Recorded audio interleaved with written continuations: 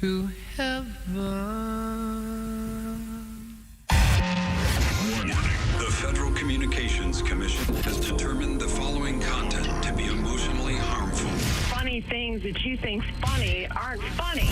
Give me cocks all the time. I want cocks all over me. The Alan Cox Show kicks ass, man. Welcome. Show me what you got. You're not going to see a lot of cocks on TV. Alan Cox from the Alan Cox Show. I don't know what it's about you, but I can't even stand your voice. I think you're the biggest asshole alive. It's going to be a great show. Let's kick it. I'll say kick it, and you'll just kick it with a tasty groove, okay? 1, 2, 3, kick it.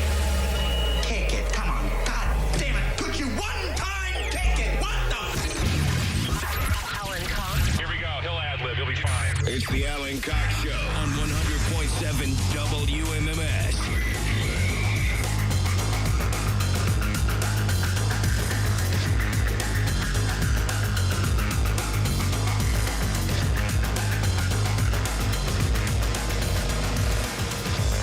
What's going on, gang? Good afternoon. Hi there. Greetings. We got everything locked in here.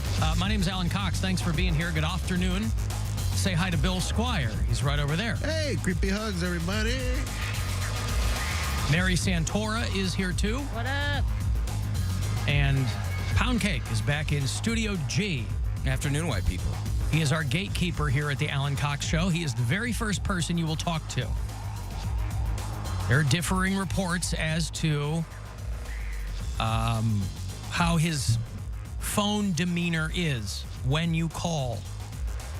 But there's a million different variables back there. Anybody who listens to this show thinks the Poundcake's back there with his thumb up his ass doing nothing. He's spinning a lot of plates back there. So you might get him on a day where he's got to plow through a lot of calls. Maybe he doesn't need to hear your life story. They decide what pound cake they're going to get. They decide. I max your energy. Call up with an attitude, Right. you're going to get an attitude. You choose violence, that's what you're going to get out of Cody. And I can't control him. I merely only hope to contain him. Anyway, if you want to take your chances, if you want to flip a coin and call us, see what happens. 216-578-1007. or 800-348-1007. Those are the numbers to call. If you want to send me a text, number is 35192. AlanCoxShow.com for all the other stuff. It's, oh, God, we made chili at Casa Cox. Ooh. You made chili. Yeah. Nothing like Not chili yet. in the 80-degree weather. Chili season. I don't so care. good. It's the beginning of October. It's not my fault what's going on outside. It's going to be low 50s next week. It is chili season. All right, it's but time to make some chili and always have a pot on the stove. What do you put in your chili? Because knowing you, you were like, I don't like chili with beans or Beef it's an onion and half a tomato. Yeah. Well, you got to hand smash the tomato that you organically grown yourself. A quarter kernel of corn. No. Chili is where I go ham, boy. I don't literally use ham, but and that's chili. it's like the only thing that I don't. No, I love chili, boy. No, it's nothing like that. I Do you love have chili boots? Do I have chili boots? Yeah. I don't have chili boots. You should get some chili boots like Homer has when he goes to chili kickoff. Yeah, right. No, I'm not tasting other people. Gwen made the inaugural pot, and hers is different than mine, but it's really, really good. We make two very different kinds of chilies. So right now, we're plowing through her pot of chili, and mine gets a little crazier, but it's awesome. Don't care. Chili's one of those things, really, that it's almost impossible to screw up because you can put whatever you want in it, and it's a lot of trial and error. But it is, I don't care what's going on outside. It is chili season. It's supposed to rain over the next few days. It's going to be in the, okay, fine. What is it right now? 77 degrees. All right. But it's going to be in the 50s next week. Next week is chilly weather. Next week's chili weather. It's chilly. Well, okay, chilly weather. I'm saying it's chilly season. I agree. Yeah. October the 5th, 2023. I mean, it does time get to have cooler at night, so you all allow it. Chili during the day right now seems wild. And we, well, I'm not eating it during, I'm not bringing it to work. I know. I'm like having it for dinner. And you're also having 3 spoonfuls, so it doesn't matter either No, way. I'm so uncomfortable after I have chili. Oh, Because I have his binge food. I have 2 bowls.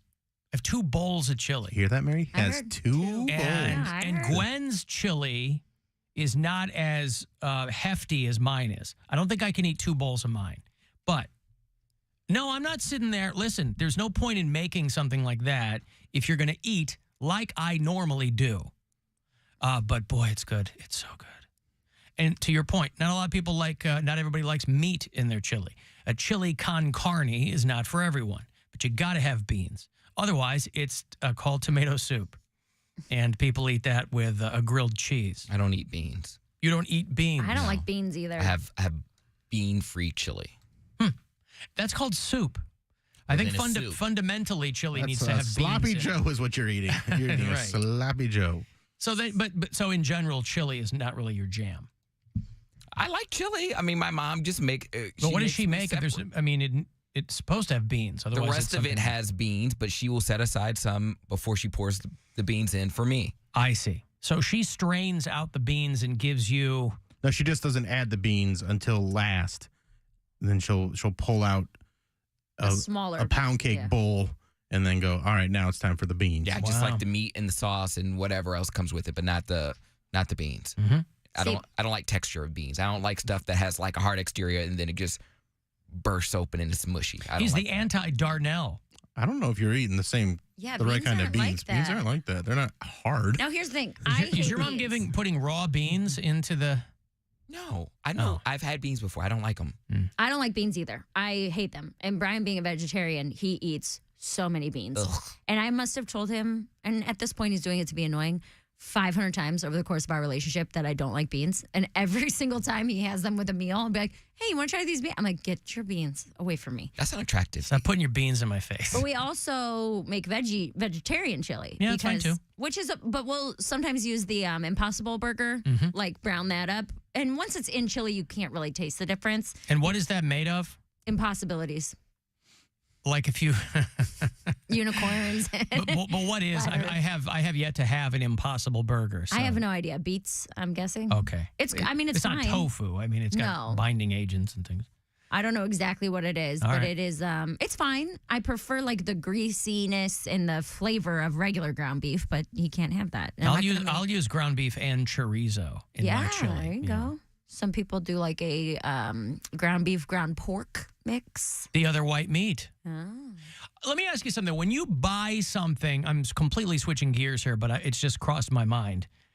When you buy something at a store now, is there any kind of data that goes out on what you bought that will then I'm not explaining this properly. When you buy stuff online, you know you're going to get nonstop ads for what you just bought, right? Mm-hmm. You're on your laptop or on your phone or whatever. It knows what you're doing. I'm getting ads for things I bought in a store.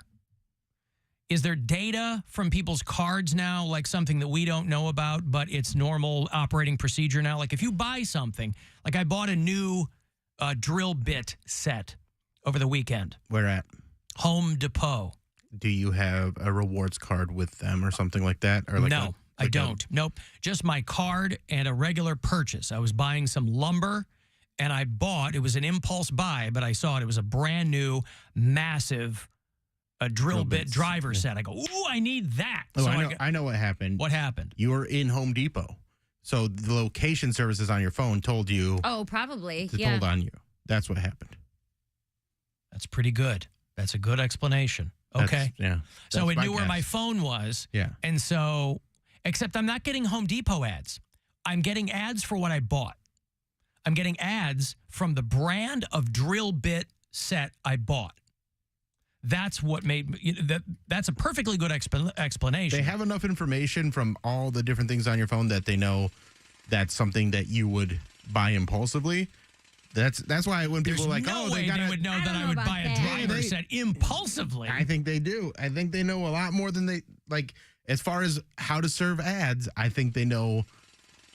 They go, okay, this seems like something he would get. Well, they must, because Yeah. I'm getting ads for things. I don't know if it's linked to your card in any way. It might be. I could see that. That's probably why they want you to use certain. Was it a credit card or a debit card? It was a debit card. Debit card. Okay. But pretty wild. Yeah.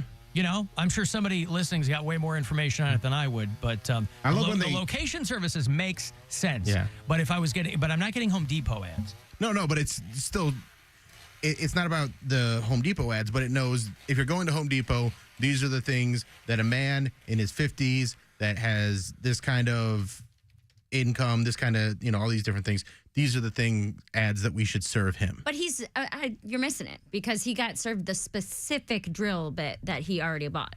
So it'd be like if you bought a pair of sneakers and then got the exact same ad for the same color, same Jordan 1. It'd probably work on me, to be honest. If it was available, I'd be like, got one to wear, one to display. You know what? I one to wear, one to flip. I am going to buy those again. There you go. Yeah, that's right. Flip them. Huh. And then also, they will just serve you at, like, if you buy a treadmill, you're getting, or if you just look up, they'll be like, you need more treadmills? How many treadmills do you need? I know you just got a treadmill, but here's another treadmill. Yeah. How many treadmills do you They're want? like, I know the square footage of your house. It's public record. Yeah. Put one in the game room. Starting a gym? Yeah, there you go. Now, Texas chili has no beans. But for most part, chili con carne, that's your Texas chili. Oh, so they got trans chili. I get you. Bill Squire is doing a show at the Agora. December 22nd with the Mary Santora. That's a Friday. Santora at the Agora. You're going to be here tomorrow for it. No, I'm not. You're not here tomorrow? Yeah, I am. She's so disillusioned. Yeah, I'll be here tomorrow. I am. All right. Well, all right, I'm going to take a break here. If you want to send a text to me, 35192, you can listen wherever on the iHeartRadio app, and we'll be back. We're going abroad for the first time in years. To Spain. But we don't speak Spanish. So we started using Babbel. And started learning Spanish fast. With Babbel, you can start having conversations in another language in just 3 weeks. Babbel's conversational method teaches you real-life words and phrases. And with Babbel's interactive bite-sized lessons, you'll remember what you learned. ¿Cómo te llamas? ¿Cómo te llamas? ¿De dónde eres? ¿De dónde eres? When you learn a language, you want to actually use it. Babbel is designed with that goal in mind. In just 3 weeks, we're starting to have conversations in Spanish. Estoy muy emocionado para ir a España contigo. Aw, he just said, I'm very excited to go to Spain with you. Nos vamos a divertir mucho. And that means we're going to have a lot of fun. Sí. Gracias, Babbel. Babbel, language for life. Celebrating 10 million subscriptions sold. Now try Babbel for free at Babbel.com. Just go to Babbel.com and start learning a new language today. That's Babbel.com. Babbel.com. Nissan has a car for every driver who wants more. More action. More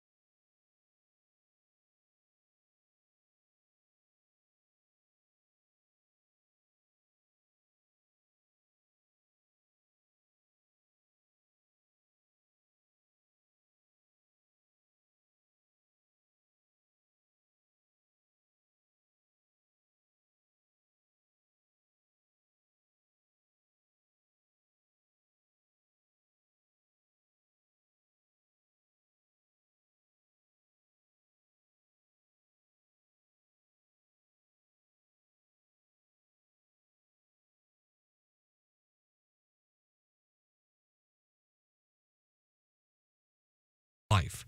Learn more at moveover.ohio.gov. What's up, everybody? This is Sung Kang. And Amelia Hartford. And this is our new podcast, Car Stories. We get to bring you guys into our world where maybe otherwise you would never get to meet these incredible people. We'll talk to people from all over the car community, including friends like Peter Brown, John Oates, Matt Farah, Jesse Iwuji, and so many more. Listen to Car Stories with Sung Kang and Amelia Hartford on the iHeartRadio app or wherever you get your podcasts. Let's not pretend any of this makes sense. I don't understand any of this. It's the Alan Cox Show On the Buzzard. WMMS.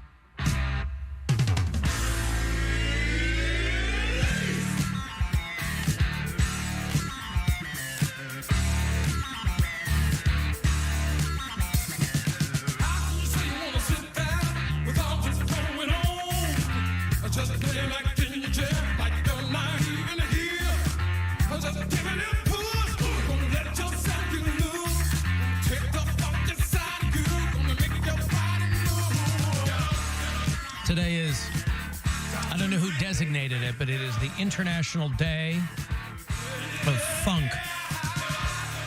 So I figured I'd whip out some Breakwater. Great short-lived funk band from Philadelphia. Well, I had one team left playing October baseball, and now they're gone too. Your C team. My White Sox, yep. My A team and my B team, they had no chance. White Sox and Guardians, but my C team, the Toronto Blue Jays, they were still in there, and they were playing the Twins. All 4 wild card games were 2 and done. All 4 of the wild card games all had the same result. The team that won, because it was a best of 3. Mm-hmm. And all the teams won their first 2 games and knocked everybody out. Yep. Strike 3 goes the Rangers' way, and they go on to the second round. That sends the Tampa Bay Rays home for the season.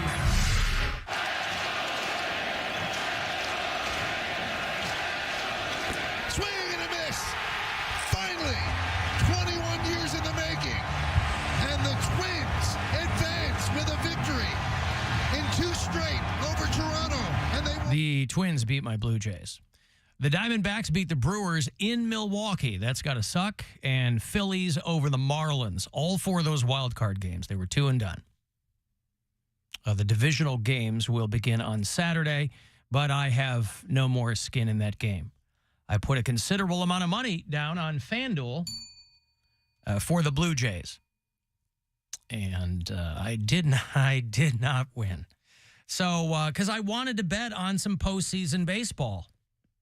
And Chicago wasn't doing it, and Cleveland wasn't doing it. Although I won a lot of money, I'll tell you what, I bet on which season was going to be Terry Francona's last season. Oh. Wow. Now I'm burying the lead. I placed that bet in 2015, and boy, did it pay off. You want to talk about the long game, Gesundheit. That was a long game. I bet that he would retire at the end of the 2023 season. Can you believe my luck? This guy never stops winning. Now, where'd you place that bet? In Vegas? On FanDuel. Well, but how? In 2015, no, I played it wasn't. I placed it in Las Vegas, of course. Las Vegas is where I did it. Las Vegas, Nevada. Ever heard of it? I actually have. I just got back. Did I tell you Must be nice. Must be nice. You know, Adrienne Appalucci is going to be in here later on. She just got back from Vegas, too. We were on the same festival. Hey! Look at that. It's like old home week. Hey. All over again. So I guess congratulations to those teams. We've got bureau chiefs that I'm sure are fans of those teams. The Tejas Rangers, Minnesota Twins, Arizona, Philadelphia. I mean, listen, who's more deserving of sports accolades than Philadelphia fans, right? They're always very magnanimous. They're always very pleased when they're just looking for good competition. I got money for you in about 5 or 6 minutes, 30 past the hour. Every hour we got a keyword for you to grab $1,000 from the Buzzard bookie. They have announced the new cast members for Saturday Night Live, for people who pay attention to and watch SNL. You know, every year they go, hey, here's the new people. Molly Kearney from Cleveland started last season, I think. Yeah. Marcelo Hernandez, your buddy, he went to John our Carroll. And SNL, because of the writer's strike, they haven't been on since April. But they're coming back next Saturday night. Pete Davidson is the host. Oh. How are they coming back? I thought they're not SAG actors. They're just. It's a variety show. Okay. Yeah, they can do it. And Ice Spice is the musical guest. How is Ice Spice blowing up? It's all I hear about lately, but I don't know one of their songs. Did she get one of those McDonald's collabs or what? No, you got a shake named after her? She was big on World Star Hip Hop from that song Munch. World Star? It was like 10 years ago. Is World Star still a thing? I think World Star is still a thing. Wow. She's got a song called what? It's called Munch. Oh. Gee, I wonder what that's about. Mm-hmm. All right, well, anyway, Munch. Yeah, so it says on her video that it's a World Star Hip Hop exclusive. So, yes, it's still a thing. It's exclusive. Well, if it's exclusive to World Star, how do I know about it? They broke the song. Oh, I see. They didn't just keep all the information to themselves. It's tagged like in the video. They didn't have a blackout, if you pardon the pun. Anyway, 26 million subscribers on their YouTube page. Ooh, good for them. Yeah, they haven't done anything since April, but they're back to next weekend. They're bringing the entire cast back, and they are adding one person. Usually they'll kind of roll out a handful of new people. One person. They will now have two Chloes in the cast. They've had Chloe Fineman there for a number of years. Chloe Trost. Looks like toast with an R because it is. I've never heard of her, but that's kind of the point of SNL. They go, hey, here's this. She already had an in because she's friends with those Please Don't Destroy guys. Okay. And they're all sons of former SNL writers. So, you know, she had the right connections, and I guess she's what they were looking for. It is season 49 of Saturday Night Live. I imagine after season 50, it'll be so long, everybody. And, you know, Lorne Michaels will ride off into the sunset, or he'll decide to hand it over to somebody else. I know there's rumors of Tina Fey taking over for Lorne Michaels, but I can't imagine at this point in her life wanting to do that. She's got kids. She's got her own thing going on. There's a lot that goes into running SNL. So Chloe Trost is the new single new cast member. She's a stand-up from New Jersey. And she's known for her character, Pepper Slit. All right. That's what I'm talking about. You might know me as my alter ego, Pepper Slit. Yeah. So, yeah. No, the SAG-AFTRA thing is still going on. They're hoping to make some headway there, but because Saturday Night Live is considered a variety show, they can all do it. Okay. Yeah, they can do it. I was reading that as soon as the SAG-AFTRA strike is over, however, as soon as they figured all that out, Netflix is going to get right to raising their rates. And you know what that means? I'm sorry, but the strike must continue indefinitely. Wait. I'm not paying a nickel more for Netflix. The strike must continue. But you can pay with raisins?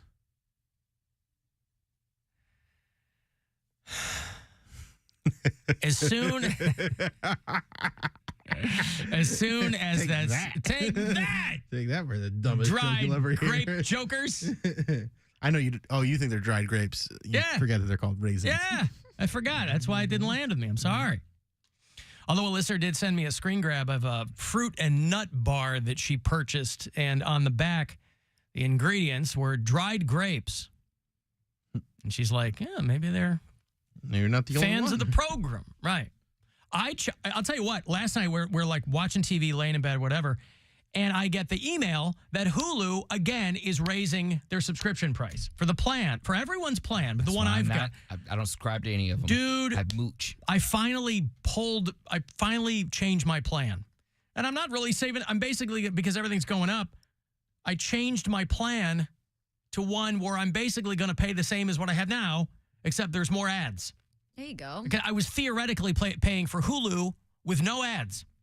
And we're sitting there last night watching 4 minutes of commercials. I go, what? It's a lot. It's a cable TV now. No, it is. It's back to regular ass TV. Stupid like that's Americans, all that it is. we had the illusion of choice. That's all we wanted was the illusion of choice. We didn't really it's have not. It's not that. It's that all of the streamers, they've plateaued. All that VC capital is gone.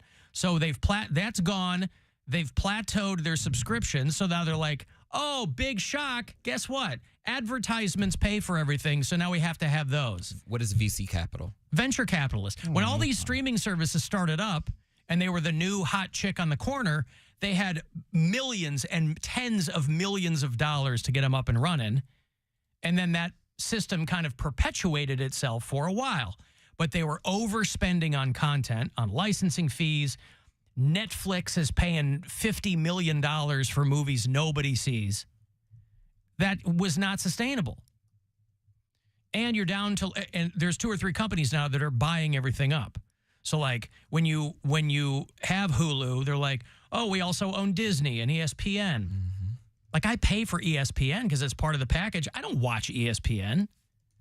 So I get this email that the plan I have for Hulu is going up $12 a month. That's a lot. I'm like, oh, I'm not paying $90 for commercials. Yeah, it's called Hulu with no ads. But the fine print is like, well, some shows are going to have ads and other shows aren't going to have. I'm like, it's all nonsense. So I changed the plan. But all of these streaming services are going up. Netflix is going to go up. You know, they all just went up like not that long ago. Yeah, you can still listen. If you want to sit through 10 minutes of ads while you're watching the show, you can pay $6 for it. But here's my question then: Yeah. What is stopping you from just going back to regular cable? Because it's the sunken cost fallacy. I've already had these streamers for so long. But they're not doing anything different. But if it's the same thing, I'm not going to cancel them and sign up for cable. And at least you could pick what movies you want to watch rather than be at the mercy of what cable provides. But for you. how much TV are you guys actually watching, Alan? You talk about how you don't have any time in the world. So why even waste your money on this stuff? Because I have a wife and a child who watch television. Like my kid can watch whatever she wants whenever she wants. That's fine. That's okay. I'm just saying, like, it's ridiculous if I'm paying for something that is supposed to be one thing and it's something else. The Hulu that I have, I don't need cable because I have Hulu Live. So that's like cable. It's live channels. Yeah. I click through. When I talk about clicking through, that's what I'm talking about. But I don't understand. All of these streams have, here's our no ads plan. And then you're sitting through ads. I don't get what they mean. I guess my thing is like, I don't know. To me, and I'm probably in the minority, but I don't watch TV. I'm not saying that to be like a cool guy. I understand. It's just that it's not something I do. I watch an hour of television a night. When I put the kid to bed, Gwen and I watch TV. So we watch TV from like 9 to maybe 10:30 at night. Yeah. Okay.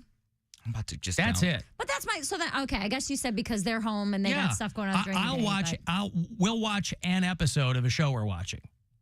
Brian watches TV every single night. Or I'll watch the news or something. Yeah, if it were me, I mean, I had a TV in my apartment, and I'm telling you, that thing was on maybe one night a week. I would even have my TV on.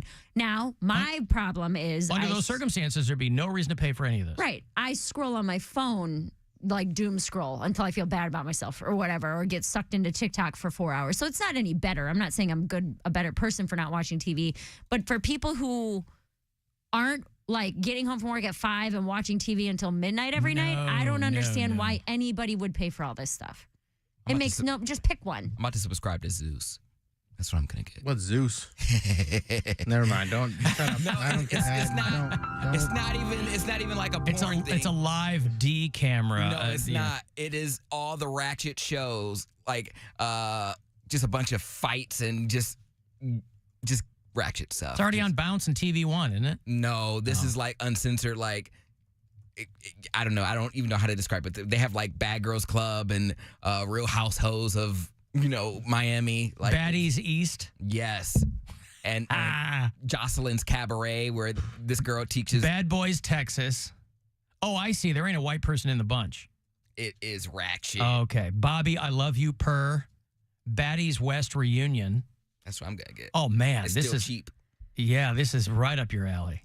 Because I used to watch Bad Girls Club religiously. A lot of foxy girls on these shows, though. And they pretty much get naked because, I mean, a subscription service. It's $6 a month. I know. That's what I'm saying. It's worth it. I might as well get it because that would be the only thing that I would actually subscribe to.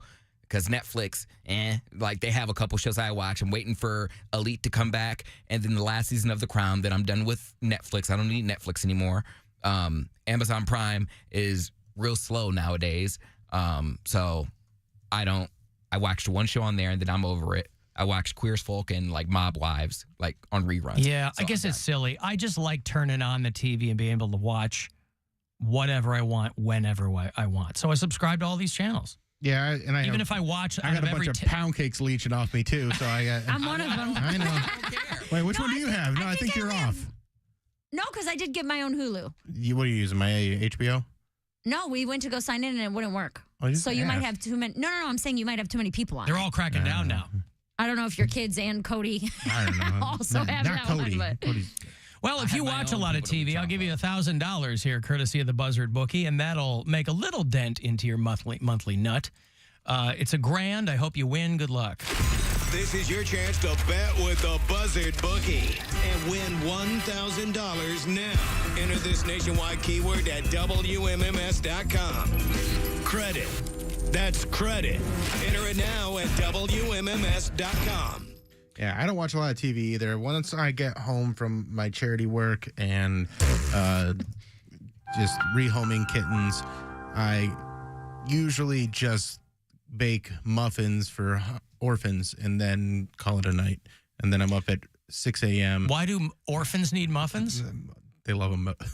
They love a muffin? It's solid porridge. It's their favorite. Oh, wow, it's gruel?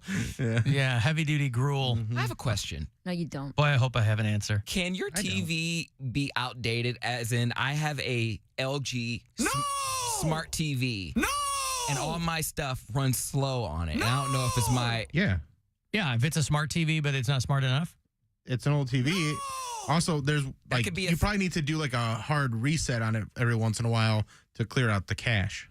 I've done that, and okay, then I just think throw it in the garbage. I was gonna say because I've like why wouldn't you want him to? Hammer. Why wouldn't you want him to donate it to the muffin orphans, Bill? They're not allowed to watch it. Oh, they can't. Well, they're also all blind. Yeah, I've downloaded all these. Why do you think their parents didn't want them? So you have an old. I guess they're not orphans if the parents didn't want them. My parents are all dead. They're dead. Yeah. Their parents died of blindness too. Oh, you could die of blindness. Oh, they walked into the street and a car hit them. It's really easy to die of blindness. Yeah. What was the cause of death? Blindness. Well, but you have an old LG television, is what you're saying? Yes, I have an old LG television that I've had since like my very first apartment. I've definitely had it since my very first apartment here in Cleveland when I was throwing hands on Prospect Avenue. How big is it? It's like a 32-inch, like a 75-inch, like a 30-something inch, I think maybe. 32-inch TV. Okay. It's a 17-inch. No, I'm just kidding. It's black and white. No, it's an old Magnavox cabinet. It's got a turntable in the top. But like a microphone. I've downloaded a bunch of apps to it, and they all run really slow. And I can't like I have Netflix on my phone that I can still use, but I can't cast it to the television. Right. So like it's probably just I'm like an outdated. old man. I'm like, how can I cast this? I'm calling my brother trying to troubleshoot. And I'm like, I downloaded the app and it's still not pairing. And so I just get frustrated and watch stuff on my phone. Why don't you read the book that I bought you that you specifically asked for? Jared Kushner, full of pictures.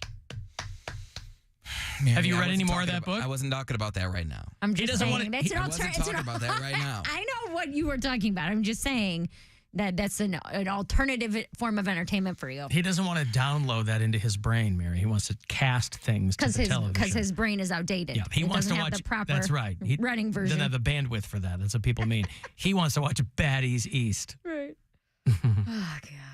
I mean, you can get a new television, same size. It's not going to cost you that much. I mean, you could get how much? You could a 32-inch, dude. You could get it's like $200.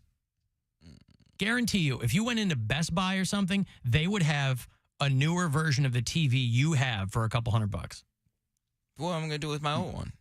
Sell it. I don't know. Somebody wants some janky TV. You go, hey, it's not janky. Well, even then better. Then get more money. Complaining. You're complaining about it not working, so. It is janky. It's not working for him. He's trying to jam all this software on there, and it's not taking it. That's janky. It's supposed to be LG life's good, and my life's not good right now. I'm trying to get my TV to work, and it won't work. But okay, maybe I'll figure something out. Bill, he's trying to jam something into a space that's really, really hard to fit things into. What, like the back of a Volkswagen? Like a 32-inch LG television. Well, Christmas is coming up. Maybe someone will give me something for Christmas. Yeah, because that book really knocked it out of the park. So we got all those TVs in the back there. Yeah. Yeah, let me just I'm sure they wouldn't mind if you took one. I mean, they're all wall mounts, but they won't even notice it's gone. Well, they're all like, I was told that we can have them. Seriously? Yeah. Those monitors? The ones that are in the back leaning against each other, they're all busted.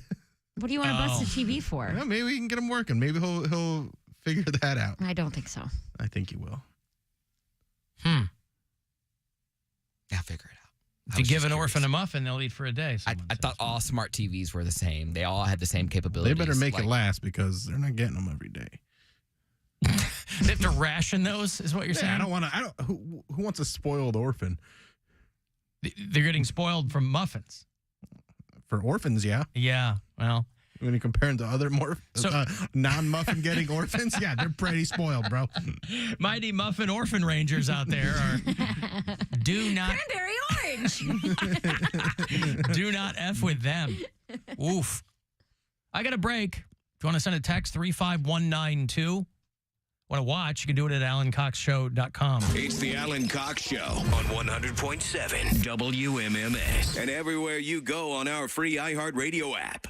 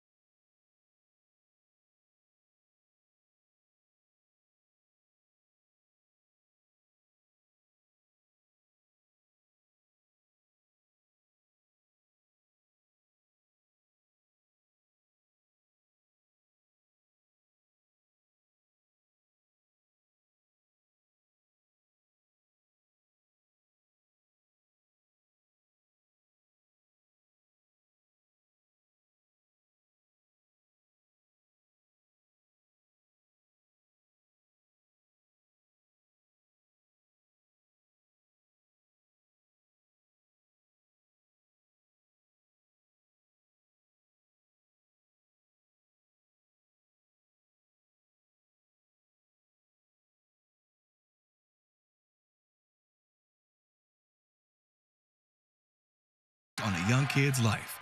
So go on, share a few hours a month, because mentorship may sound huge, but the truth is, it takes little to be big. To learn more, volunteer, or donate, go to bebignow.org. Portions of the following program were pre-recorded. This is The Buzzard. From the Barrio Tacos, Tequila, and Whiskey Studios. Voted Best Taco by Cleveland Scene and Cleveland Magazine. The Buzzard. The home of the Buzzard. This is 100.7 WMMS. Cleveland. It's time to give stuff away. Stuff away. Yeah, yeah. All right, well, if you want to go see Geddy Lee of Rush, you know, MMS put that band on the map a long 50 years ago. First station in the U.S. to play Rush.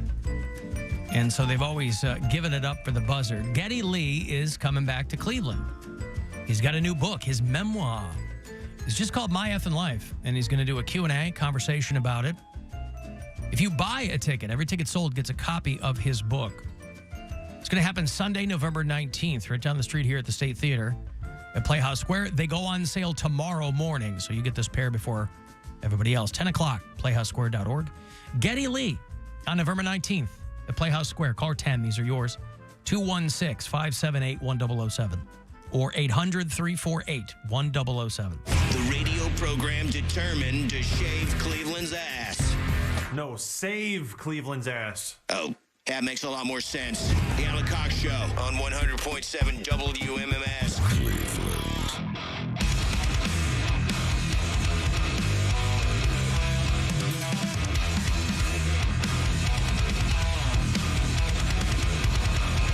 If this stuff is getting you a little turgid, I got 2 hours of metal for you on Saturday nights. It's called 2 Hours to Midnight. It's me, it's Corey Roddick, it's Pat Butler. It's your requests, it's local metal bands, and just stuff that the three of us dig. So if you are into that stuff, join us on Saturday nights at 10 o'clock for 2 hours to midnight. And you can always submit something to us. Request whatever. The email is 2htm@wmms.com. A lot of good responses from people. I was talking about whether or not these stores track you and your purchases. Somebody said that a lot of stores have data sharing deals with the brands that they sell.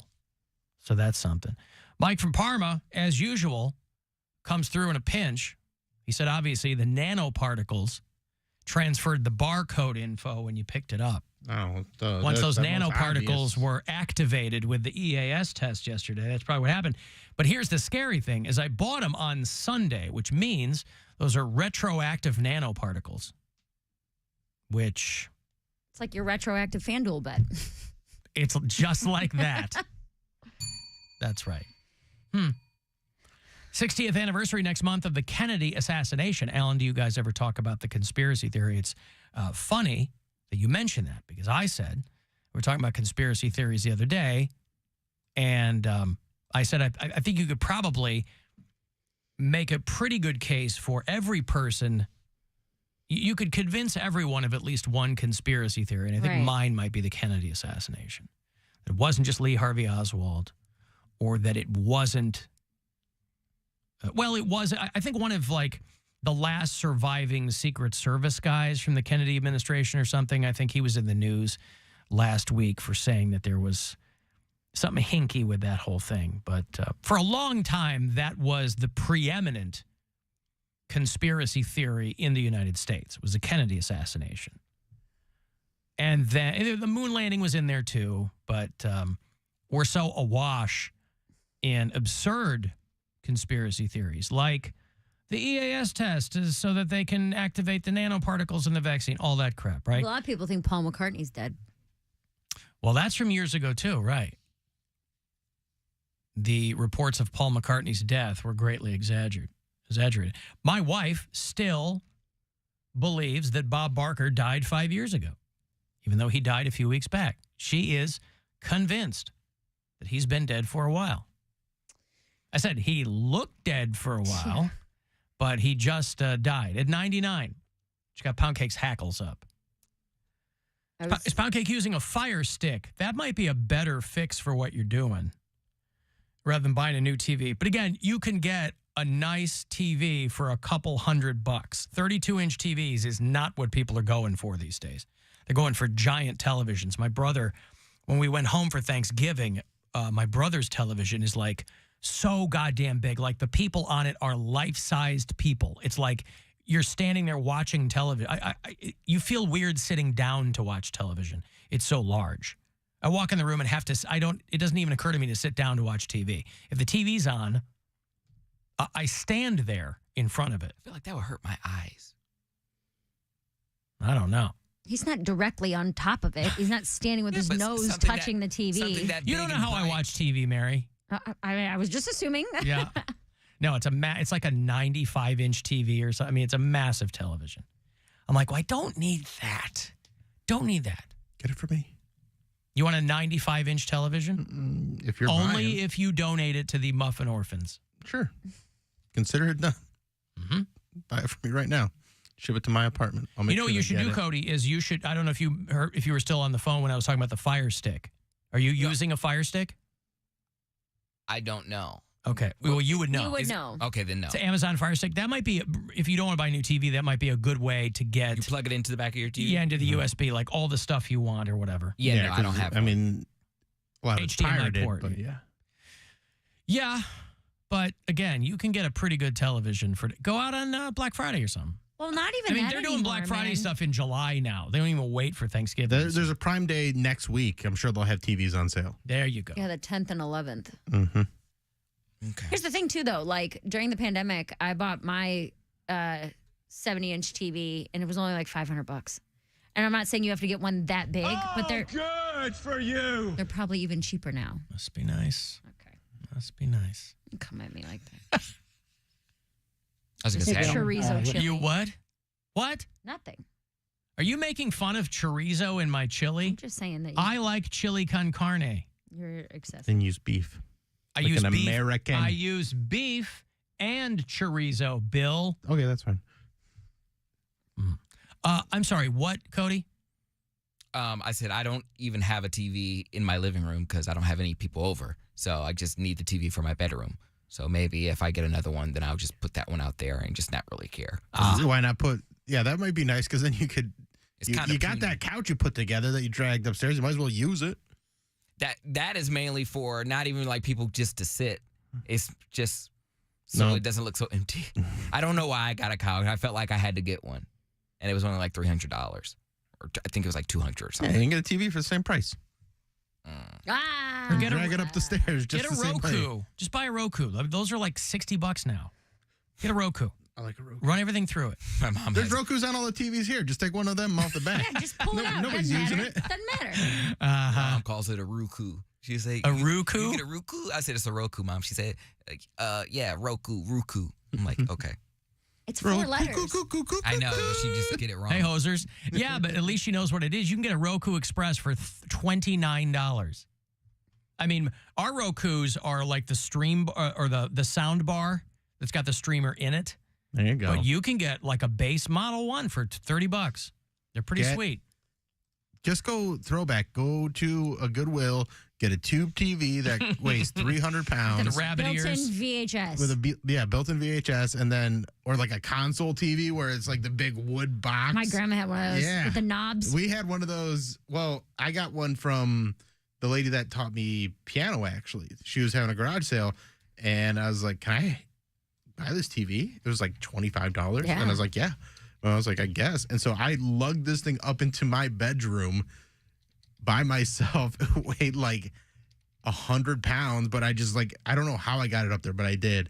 And that was my TV in my bedroom that did not really work that well. But It just turned into a piece of furniture. it was cool to have a TV in the bedroom that because I'd watch football games in there because I didn't have like cable or anything. It was just like rabbit ears. It's like, yeah, TV in the bedroom. See, now everybody's giving me a hard time for Bill's philanthropy. I'm sorry. People are pointing out to me, I didn't know you were doing stuff for Carbs for Kids. I certainly don't want to give them a hard time. KARBS for kids. Right. 1877 Carbs with a for K. kids. That's right. Alan, you can get an Amazon Fire Stick today for only $20. There you go. Well, anyway. You can probably find one on Facebook. Yeah, it still comes down to Facebook Marketplace for $6 and it's only got a little bit of spit on it. Why would there be spit on it? Because there's spit on everything. The other word. Because there's shrimp on everything these days. Wouldn't be good for your shellfish allergy. I just mentioned my shellfish allergy. Oh, you did? Always talking about yourself. Uh-huh. Not to you guys. For once? Okay. Who did you mention it to? Don't make me fist fight you today. Who did you? Fist fight Mary Alan. V. Allen fist fight. Did you say don't make me fist you today? Yep. Fist fight. Fist fight. Oh, well, that's less fun. Whichever one you want, brother. I got a ring on today. I'll put it right up there. That's right. Get that diamond that Bill was talking about. No, it doesn't matter. Nothing's important. No, come on. It's all important to us. It's not. This is where we can have a free. This is where we can have a free exchange of ideas. How would one brag about a shellfish allergy? Because there's so much stuff you can't eat.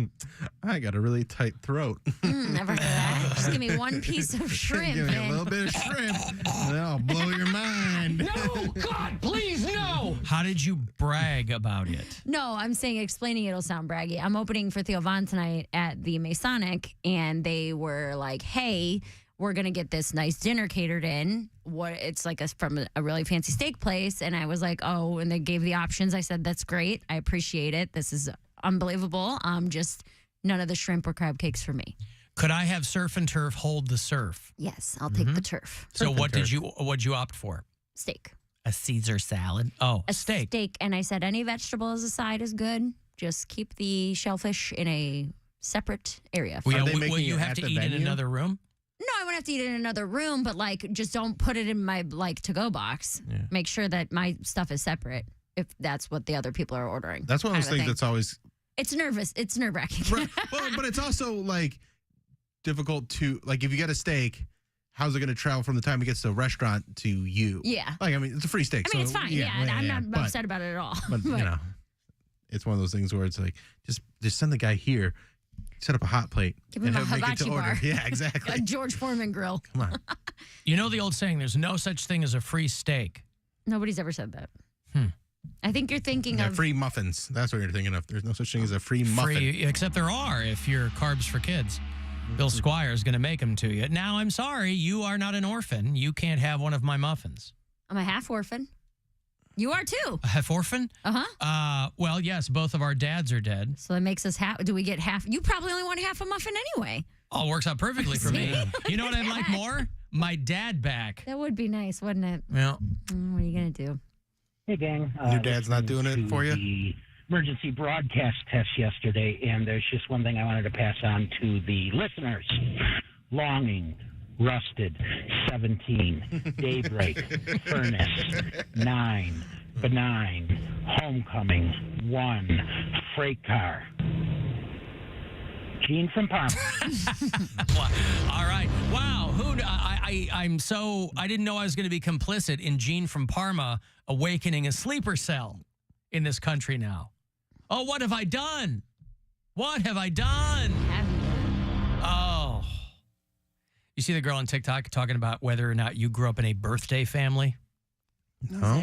She goes, you are either from a birthday family or a non-birthday family. You either come from a birthday family or you don't. And what I mean by birthday family is like a family that from the moment you wake up in the morning on your birthday until the moment you go to sleep, the entire day is about you. It's about celebrating you. It's about going crazy celebrating you, like celebrating you to the highest extent possible. And if you're not a birthday family, that kind of looks like you wake up and people say, hey, happy birthday. They give you some gifts and it's just kind of like a regular day, except people said happy birthday to you. Yeah, I did not grow up in a birthday family. I feel like that's some rich people stuff. Yeah. Is it really rich? But no, I knew kids that like it was a big deal when it was their birthday and they weren't rich. We were a non-birthday family. Ours were not. Well, we also had 5 kids, so it's like you can't have a whole day. There was always a birthday. Yeah, there's always a birthday, and there's also like there's just too much going on. And especially like you'd get your party, like we do parties from time to we didn't get parties. I never had a birthday Neither party, did I. not once. But it was always like you can have some friends over, we'll do a cake. Yeah.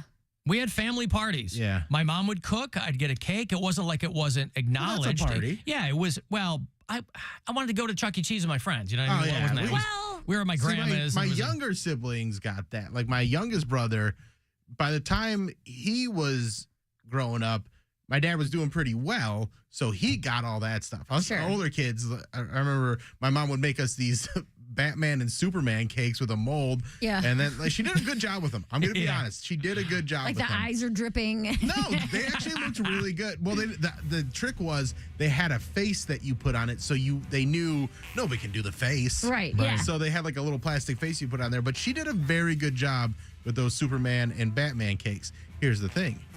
There's actually just one cake mold. What? Oh my gosh. But then there was plastic pieces for Superman. Oh, I was going to or say, Batman. those aren't the same shape. You'd have to put the bat ears and the wings on. Now, not having a birthday party with friends or sleepovers. We grew up in a hoarder house, okay? But my birthday is around Thanksgiving. My birthday is November 25th. So for as long as I can remember, no. Oh. Thanksgiving has been about my birthday. Yeah. So it's like, Everybody was giving thanks for Mary. well, I mean, and I very much so made it that way, where I was like, let's call this holiday what it is, which is Mary Santora's birthday. This is not Thanksgiving, please. Mayor's Giving. Mayor's Giving. But so we It's would like growing up in an immigrant family, except your parents aren't immigrants. It's all family parties. Yeah. Nobody's coming over. It's like a cake. And, you know, my mom would make my favorite dinner and that kind of crap. Well, we would do regular Thanksgiving dinner, but then at the end, when it was time for dessert, there was also cake, ice cream, and presents. So where like would you the guys best day do ever. Thanksgiving? Well, this wasn't until we moved in with my dad. Okay. So, but those years prior when We went to like homeless shelters and stuff. Did you really? Yeah, we did. There was one restaurant, I don't even remember where it was. It was like a little diner that did a free Thanksgiving dinner every year. And we went there a couple years in a row. When you were living with your dad? No, with my mom. with the mom. Oh, yeah? Yeah, this is Before they got divorced, how would that happen? Post-divorce. Yeah. We didn't. I feel like we would probably go to my grandma's. My grandma died my freshman year. You got to remember, man, I got a lot of blacked out memories from that time in my life. But like I'm trying to unblack them.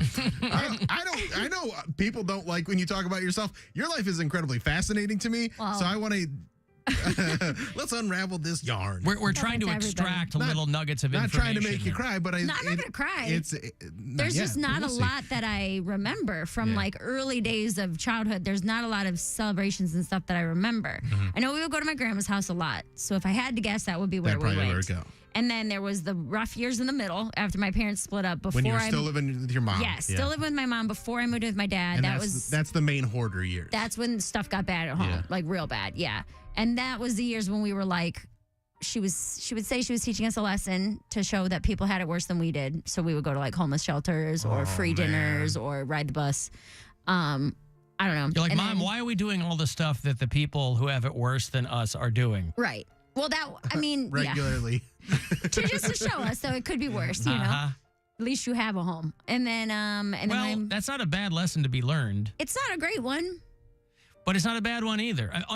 I get what you're saying. It's Under those- unnecessary. there are other ways to teach that lesson. Yeah. Well, it's also her masking. This is all I can give you. Well, and that's Yeah, the other yeah. thing is that it's like, you know, I have a lot more empathy for my mom now than I did then. That I realized she had a lot going on. She Yeah, because you're had a grown-ass woman now. Yeah, she had a lot of mental stuff happening, you know? Like her life fell apart and she did what she could. I totally get that now. But then when we moved in with my dad is when Thanksgiving more or less became about me, where it was like, hey, this is, you know, we're going to have all this great food and then we're going to do that was cake what, and ice around cream. 14, 15 years old?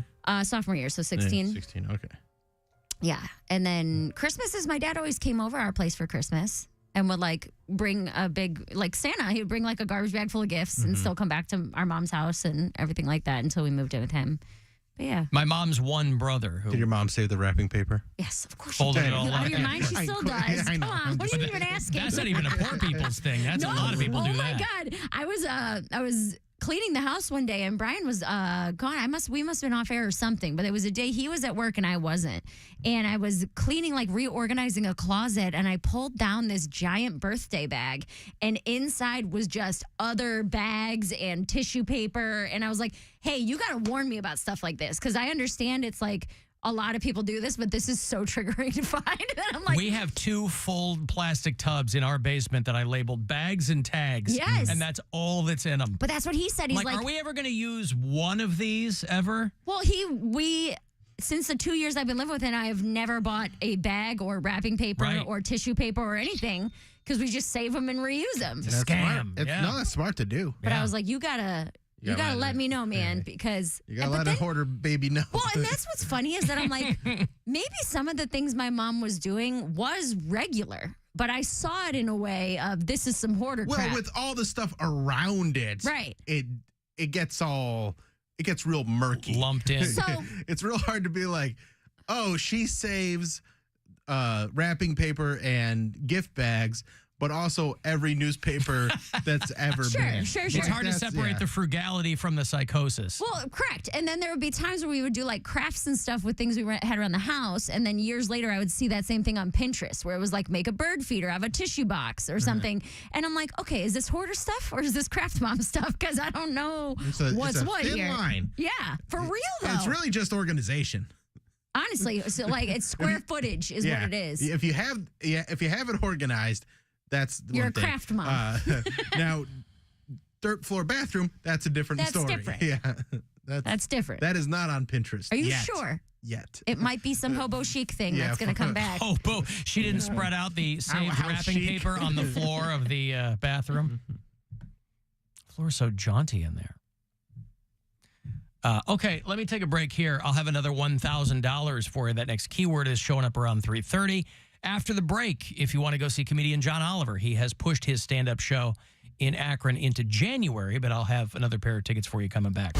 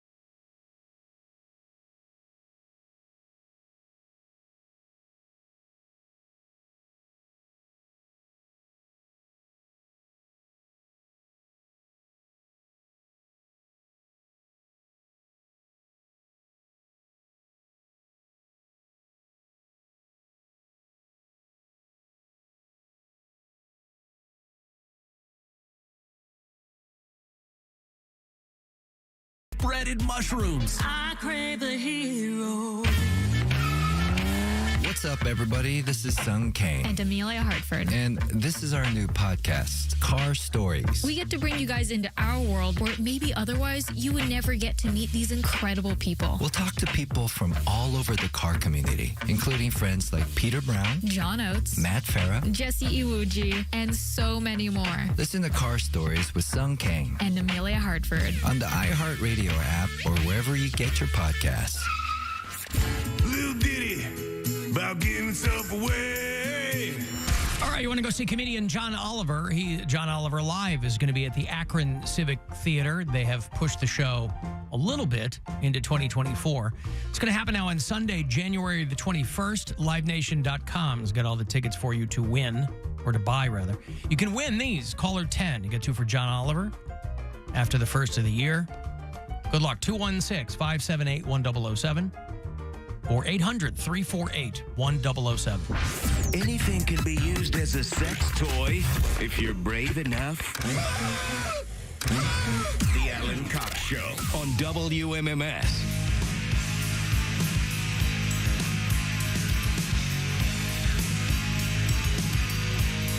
Got another $1,000 ready to go into your grubby little mitts. In about 10 minutes. 3:30 is going to be that next keyword. Some money courtesy of the Buzzard Bookie. You got 5 chances on this show alone, but I think 9 total each and every weekday. So, and we're just in the first week, so plenty of chances for you to win. I don't play the Powerball, but I was reading this morning that people, the headline said multiple people in Ohio win the Powerball. And I was like, oh my God, because it's up to like $1.4 billion. Yeah. Well, they were talking about, I thought win the Powerball means the whole thing. They're talking about the people who won smaller prizes. Oh, like $1 million? Well, not even that. They said 80,000 people in Ohio won $4. Oh, come on. That's not the Powerball. Well, that's what I'm saying. I'm like, because there are people who, according to this article, and again, I don't know the ins and outs of it, I just think of the Powerball as like, who won $1 billion? Right. But it said, there's people who, a couple people won $10,000 or a couple people won $100,000. They didn't get all of the numbers. But I just thought it was funny that they drilled down so deeply into that. They were like, 80,000 Ohioans got $4. It's a lot. That's why those office pools are so valuable. If you all go in, you can really walk away with some cash. I'm going to miss Very that. exciting. You're going to miss what? The scratchers? Well, here's the thing. So you're not even going to do scratchers? I'm not going to do anything. The thought process of a gambler doesn't make sense, sure. But when I hear like the Powerball's $1.4 billion, there is something wrong chemically in my brain that is like, you're probably going to win that. like you're losing money if you don't play. So it's not, hey, why not you? It's you're probably going to win that. Like why? Do you well, remember it is why when not it was you. the Vax? I was convinced I was going to win the Vax-A-Million. Yeah. Convinced. Oh, right. You thought you were going to win Vax-A-Million. Yeah. Did you? I forget. Did you win that? I did. I just didn't tell you. Hey, congratulations. Thank you. I'm a millionaire. Just like a magician. Only downside is you had to get the government jab. Yes, but now my particles are animated and I can teleport. It's really funny the people that didn't read the fine print on that EAS I test said yesterday. animated and not activated, by the way. It's all the same, Mary. It doesn't matter. You can't animate something without activating it. It's true, too. That's right? true, too, yeah. Otherwise, it's a still photo. People got freaked out yesterday because you might have seen people posting about it. They freaked out because they said that they got that EAS test early. Now, I specified it here on this program last week that they were sending this out across practically every manner of broadcast conveyance, including your phone. So they said, this thing's going to go out at 220. 220 was the broadcast tone. Mm-hmm. It went out on your phone at 218. I had to do a bit of juggling here today because legally we had to make sure that the tone didn't rebroadcast in like a live stream or anything else. So I had to do a little bit of a dance here yesterday with timing and things like that. But it's funny if you saw people posting that they didn't freak out because of the tone itself. It's early. Yeah, early 218. Mm-hmm. It's like, well, 218 was the phone. 2:20 was the broadcast. So it went over radio and over television and things like that. There are people in Canada, by the way. This will be the next conspiracy theory sweeping the United States, guaranteed. That people are promoting the idea up in Canada that there's a new condition called VAIDS. It's VAIDS. It's vaccine-acquired immunodeficiency syndrome. So wait for that to pop up on Fox News and Newsmax. Somebody in Canada says that it's pretty clear that most people who got the vaccine now have VAIDS. I love it. Okay, what is VAIDS? What are the symptoms of VAIDS? Oh, it could be anything, right? That's the beauty of it. Oh, man, I have everything. That's right. You have I mean, I don't know. I have anything. Like, I'm the lake of, like, I could have anything. Well, the trouble with this is it's going to be real hard to get this going, at least in spoken form, because if you say, I guarantee I have VAIDS, they're not going to hear it as VAIDS. Yeah, you have VAIDS. You have VAIDS. Not HIV, but full-blown VAIDS. VAIDS. Yeah, so anti-vaxxers up in Canada are posting this, and of course, that's nonsense. But guaranteed, give it 72 hours, and it's going to be sweeping the United States. That's right, by storm. VAIDS. Hey, do you know who Laura Trump is? Laura Trump. Yes, I know who that is. Who is she? That is. Where is she in the organization? She is Marla Maples' daughter. That can't be right. No, that's Tiffany. Her name's not Trump. Tiffany Trump. Oh, I'm sorry. Is Marla. Laura Trump is she's an in-law. She married one of the Trump sons. Sorry. Okay. I don't trust her. Eric's wife then. Yes. Because Don Jr. is married to Kimberly Guilfoyle. Correct. Okay. Yeah, but he has an ex, right? Doesn't Don Jr. have an ex already, like an ex-wife? No clue. I thought he did. Okay, so Laura Trump is Eric's wife. Yeah. Okay.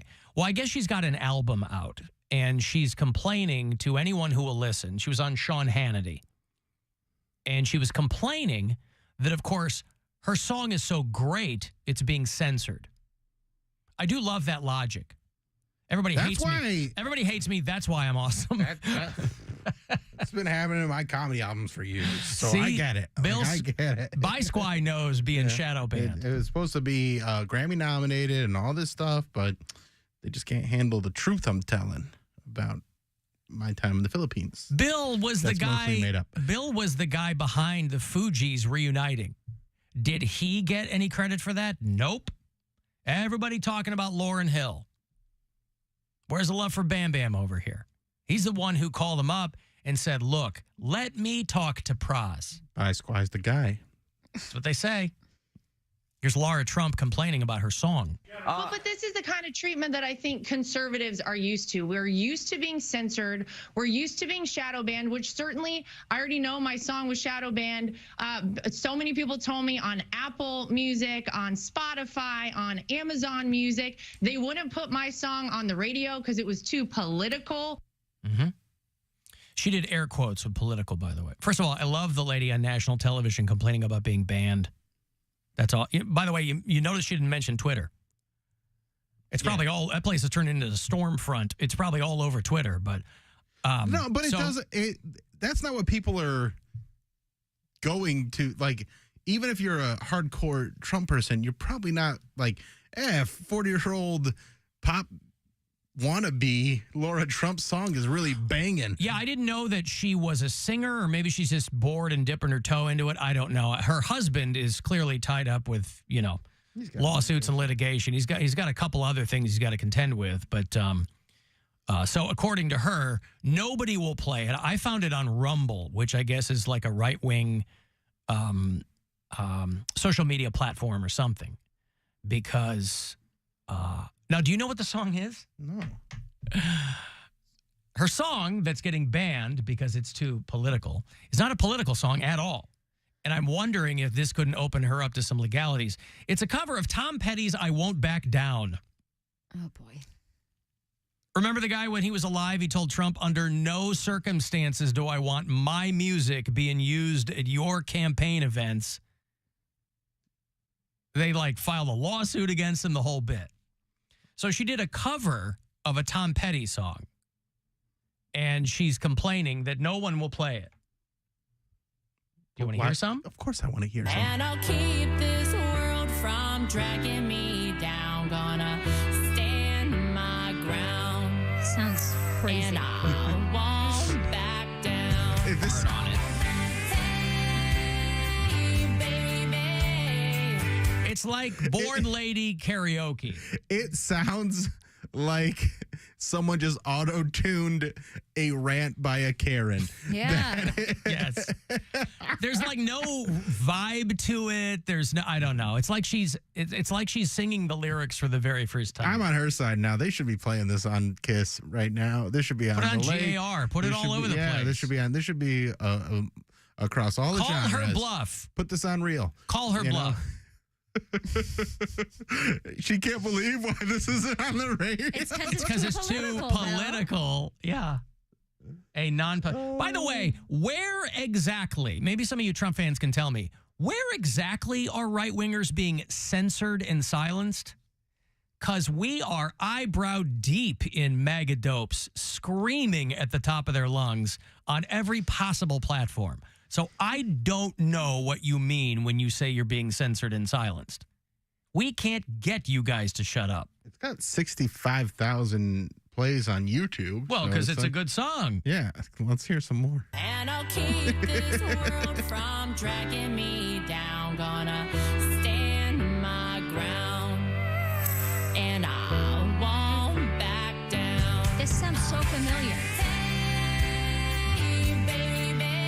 It sounds like every other pop country song. But she's got I'm a like weird. trying to place it though. Is she's it got Dixie a weird. Chicks? She's, yeah, maybe Natalie Maines.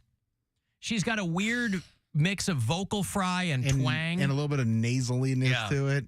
I think you're right, Mary. Or is it Kesha? Sure, Kesha and Natalie Maines together again for the first time. That's right. So anyway, that's her song. It's not even an original song. I would have loved if it had been an original song. Because once I was digging, I was like, oh, I want to hear this song. Maybe it's good and maybe she's right. But it's not and she's not. Victimhood for profit is the Trump family brand. After You know all, what I feel like she needs to do? What's that? Maybe a duet with a famous person. Have you got ideas? I mean, maybe Alex Jones. Oh, a Kids Bop version. Someone said that. Alex Jones. Someone in the YouTube said it sounds like a Kids Bop version, and maybe that's what I'm hearing. That is very Kids We Bop-y. listen to a ton of Kids Bop. Now that's what I call terrible music, volume 84. This sounds like Kids Bop. It's very Kids Bop-y, yeah. Because it's very over-enunciated. And I will keep this world from... There ain't no easy way out. Well, but if you recall, Bill, those Alex Jones records did not sell well at all. That's why he's doing a duet. I'm doing a duet. Played a bunch of those songs here, and those were not good. I mean, the sheer lack of self-awareness. Welcome to your life. There's no turning back. Even while we sleep. Is this giving Kids Bop? Acting on your best behavior. It's given something, but I don't think... You're back on Mother Nature. Everybody wants to rule the world. Right. 1776. That was the sticker price for that album. that is- $17.76. Kids Bop nailed it. Whoever said Kids Bop is a very, very Katie Kids Bop. in the YouTube chat said that. God, that's exactly what it is. Well, she does have kids. I mean, maybe she was unwittingly influenced by her kids. Maybe like so many other parents, that music is just bombarding them all the time. And she's like, might be onto something there. That was when they did Spotify Wrapped. My top artists were like Fall Out Boy, John Mayer, and Kids Bop. I was like, come on, man. I got $1,000 here for you as promised, courtesy of the Buzzard Bookie. I hope you win. Good luck. This is your chance to bet with the Buzzard Bookie and win $1,000 now. Enter this nationwide keyword at WMMS.com. Deposit. That's deposit. Enter it now at WMMS.com. You know who she could do something with? I was watching a thing with Darius Rucker, speaking of country music and having a second act. You know who Darius Rucker is? Yeah, it's Hootie. Very talented dude. Hootie, that's right. He will play your wedding. He has a band. He will play your wedding. For how much? Well, I'll have him tell you. My wedding price is $1 million, but I'll be the best wedding band you ever had. You can even name 5 songs we'll learn, but it's me. We played our butts off. We were great. I sang it the way I sang the wedding song, and then we go play the show. $1 million. You want to dare? But they'll learn 5 songs. What 5 songs? What are you picking? Down with the sickness. You put your left foot in. I want to hear him sing the Hokey Pokey at somebody's wedding. Here's the thing, though. Down with the sickness. No, like wedding songs. No, I was saying I'm marrying a metalhead, so he's gonna have to learn Signs of the Swarms, whatever, Sirens of Stabbing. But that's not singing. That's just no. He'll make it their own though. Like he'll sing, but it'll sound. He didn't put a limitation on it. I want him to do 5 metal songs just for Brian. Wow. Well, you know that's what MC Weddings does. He'll learn stuff. The you hokey sing, pokey, everything. Yeah, you do that, right? Only if they tip me well. This is Poundcake at a wedding. I got him performing this live last weekend. I started a mosh last time I did that. In Geneva, not on the lake. Do you ever start wedding moshes? Yeah, last time I did this one, yeah. Good for you. Toward the end of the night, because everybody's got their shoes off. Nobody's got to worry about like cracking an ankle or anything like that, or falling off their high heels. I try to remind them to take off their shoes. They don't, and sometimes they go a flying and then hit someone in the head. But. A flying. Mm-hmm. All right. Well, if you got $1 million burning a hole in your pocket, and you know someone who's getting married, who wouldn't want to spend that money on Darius Rucker? That guy's top notch, boy. I was hearing taking my daughter to school. I was eagle-eyeing every friggin' speed limit sign this morning, by the way, too. You got to learn your lesson. That's right. I do. Lead foot over there. I do. That ticket cost me $205, by the way. Yeah. But here's the thing. You're not going to be able to get that. And now you got to cut back on all them deep dish pizzas. No, I already got them. They're already in the freezer. I know, but you can't. You're not going to get another one this week. Nothing will cut into my deep dish frozen shipped Lou Malnati's pizzas in my budget. No, I found out it wasn't even a school zone violation. I was going to say. They set up a brand new speed limit because they built a brand new library across the street. Library zone. I didn't know that because there were no flashing lights. I'm like, I didn't even realize it was a school zone. And Gwen was she goes, I want to look at your ticket. And so she's looking at it. She's like, nope, this is because of the library over there. I'm like, I didn't realize they still got me, but I didn't know you had to go slow around a library. 25 miles per hour. But that's all around all libraries? I don't know about that, but that's why I got that ticket. It's literally no one's there. It's literally like an eighth of a mile stretch. It's like from one intersection to another intersection. It was 25 miles per hour, and I didn't know that. Libraries are busy, Poundcake. No, they're not. Yeah, they are. They are, dude. Libraries. We got a brand new library out where we live. It's packed all the time. My daughter's class granted, they're second graders, but their field trip was to the library. Make it down to the basement. Meetings every half hours, brother. What is there? And hot coffee yes, and Danish. Sir. A lot of cookies. Yep. You don't know anyone's name, but what? I was like, what's in the library? Like, there's a Starbucks in here. Why is it so busy? Because people like to read books. And it's how a lot of people use the internet. Yeah, and they have those little computer labs. Ooh, I used to get so mad at those stupid little, they were like 45 minutes. All right. I'm like, no, y'all not about to kick me off after 45 minutes. I didn't get my full time because someone else went long. So I'm gonna get my full disclosure, I don't think that the new library out by us is catering to people who I think everybody out by us has internet. I don't know. There's no Mr. Privilege. Bay Village residents that don't have high-speed Wi-Fi? And maybe in East Bay. I don't know. We had dial-up at home, and that was the only place where East Bay. Oh, the east side.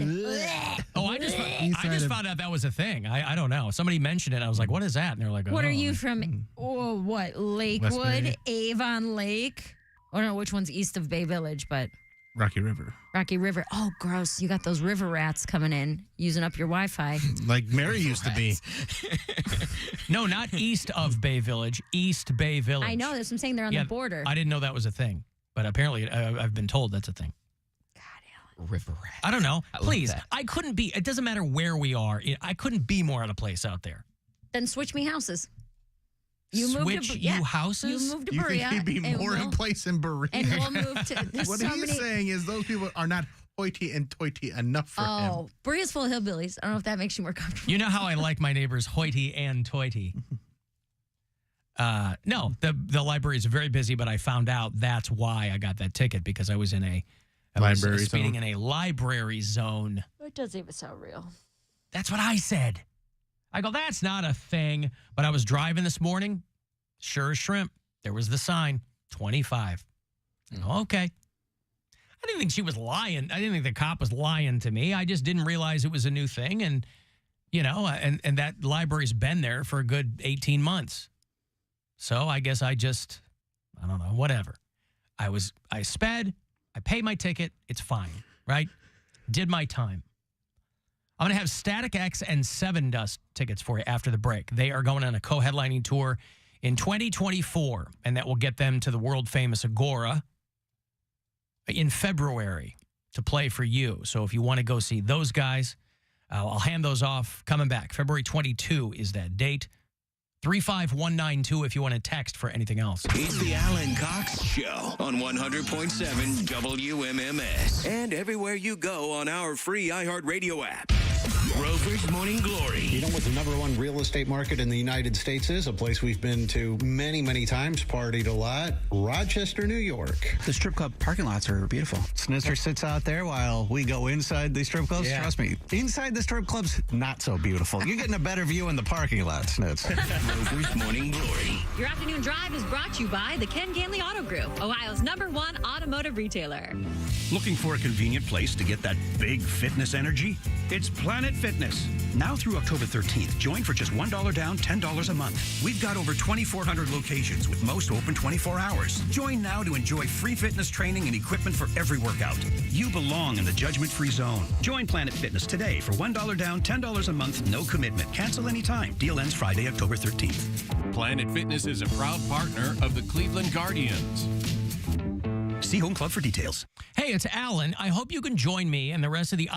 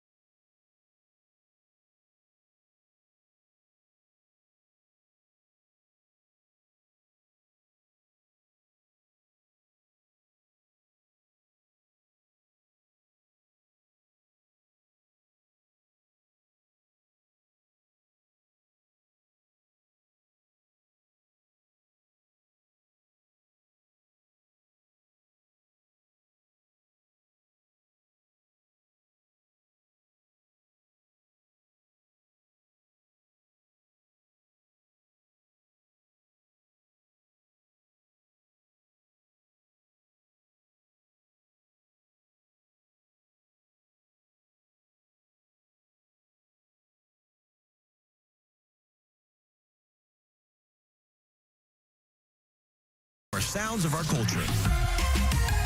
Celebrate Hispanic Heritage Month with your favorite Latin coffee, Café Bustelo. And join us as we honor the vibrant history of our coffee, culture, and community. Find us at your local grocery or visit cafebustelo.com to learn more.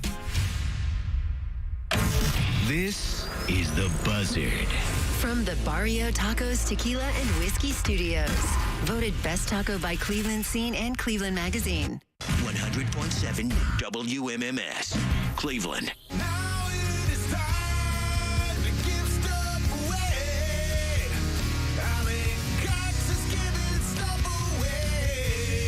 Oh, it is always a great time when Static X or Seven Dust come to Cleveland. Well, they're coming together. They're co-headlining in 2024. They're bringing dope and lines of loyalty with them. All four bands at the Agora on Thursday night, February 22. Go to agoracleveland.com if you want all the details on buying tickets if you strike out with me. But I will give you this pair for being caller 10. Static X and Seven Dust. It's going to be awesome. I'll see you there. 216-578-1007 or 800-348-1007. If you can't beat them, join them. And if you can't join them, send a strongly worded letter asking why your application was rejected. Another helpful tip from the Alan Cox Show. On 100.7 WMMS.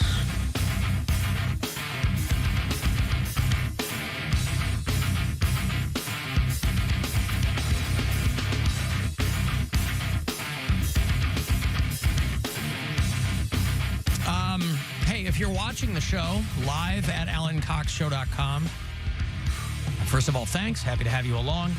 But also thanks to Glorge. Glorge DeFwapper.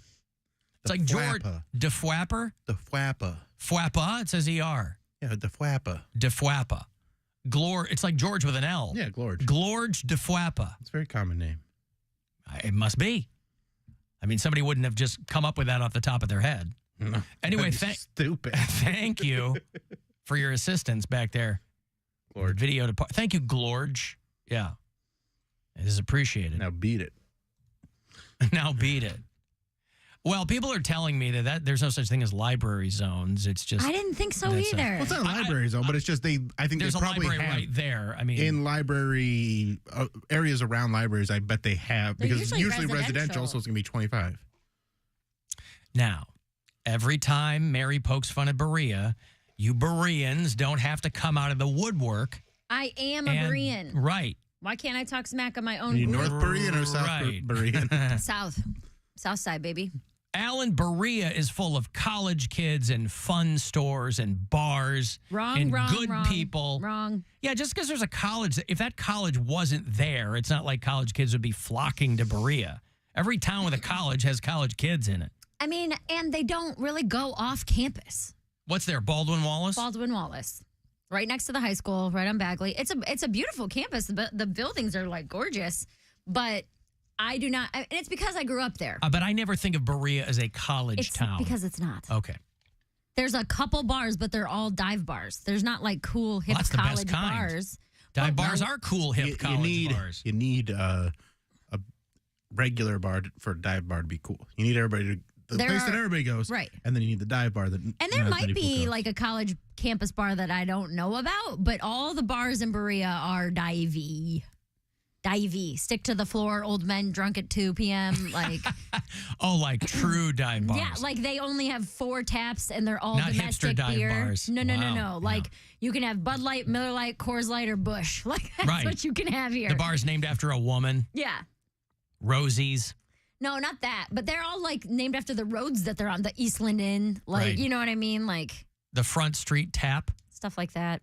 Is that a road in Berea? Yeah, there's the Front Street Social, Alan. Get it together. Sorry. I've only been there once. That one's not that divey. There's like a little brewery over there that I went to that was Cornerstone. Yeah, that was good.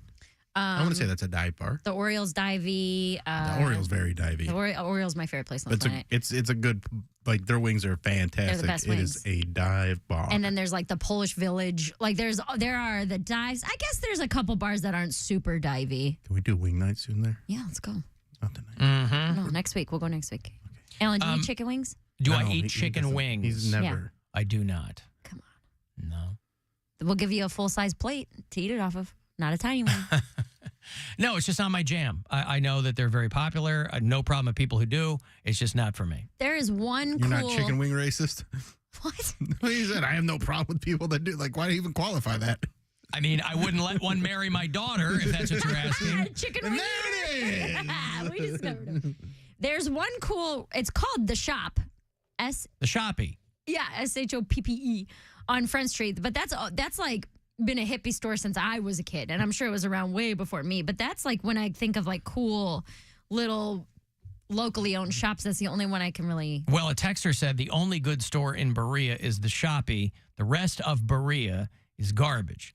Now, I wouldn't go that far. Not I mean, garbage. right. I mean, no matter what Mary says. And I wouldn't say they're all dive bars either, because there's another place that I've done some appearances at, and it's like bar restaurant. Where? It's called Bar Restaurant. Can't remember what it's called, but Bars and restaurants I don't qualify as bars. and I think that a lot of people do, and that's why they're probably If you arguing can with you. sit down and have dinner in Yeah. a dining room that also has a bar, that's not a bar to I'm me. talking about bars that don't serve food. Or Or that they they have just- nuts on the bar. Or they have like fried food. It's like mozzarella pub food, sticks. right. Yeah, that's what I'm... When I not hear even that. bars, But I think there's a lot of people that think of bar restaurants as a bar. 'Cause there's like that's a where they place- go to watch Browns games and stuff like that. There's a place called Mike's Bar and Grill on Front Street that has an awesome patio, but I think it's that like might be- it's a restaurant. You know what I mean? There's another real big No. place called Tony K's that is a restaurant that also has a bar. Mm-hmm. That's how I would picture it. But also, you're a bunch of hillbillies. You live in Berea. Deal We with do. it. We absolutely do. 100%. All hillbillies. Every time Brian meets someone from my high school, he's like, wow. I didn't realize. Just crazy because I was born in Berea, grew up in Medina, and there's more of a hillbilly vibe in Berea than there is Medina. It's white trash vibe. When I That's first right. That's a good point. It's different.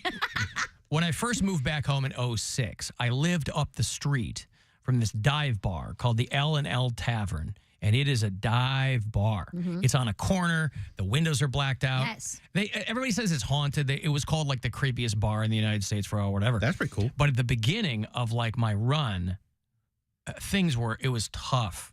And I was drinking there a lot, like in the middle of the day. And it was like, because I was on in the morning, it was me and like I swear to God, like World War I veterans. Dude, for real. That's a dive bar. Old Yes. dudes drinking. They'd be like, hey! Like I got to be a regular in there.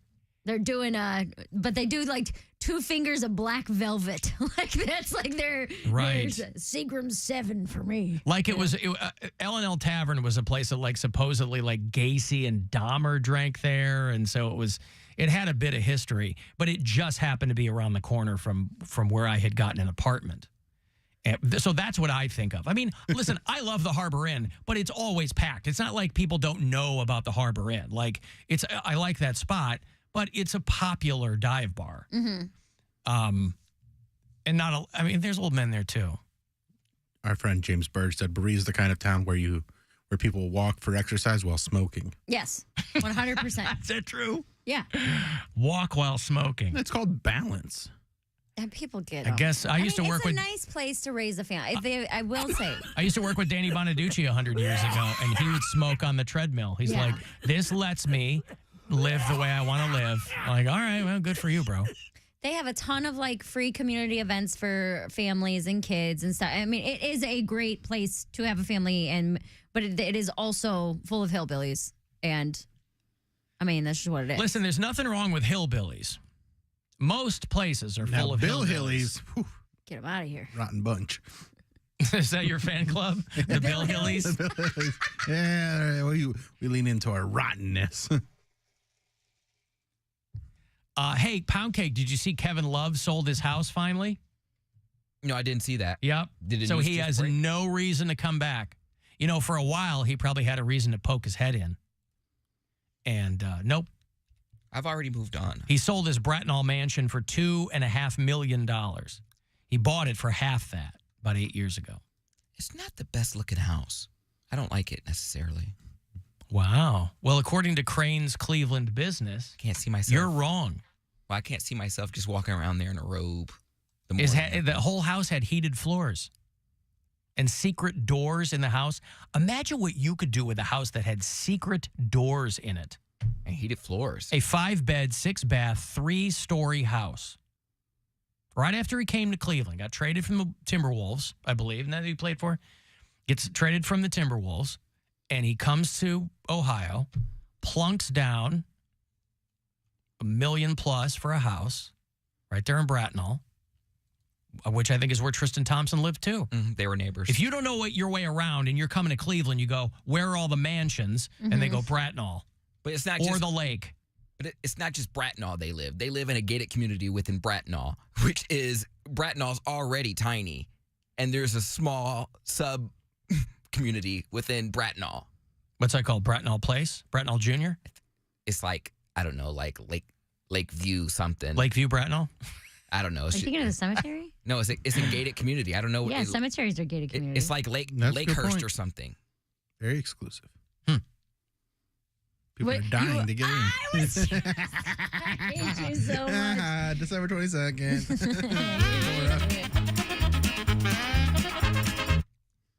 Doesn't matter. I moved on.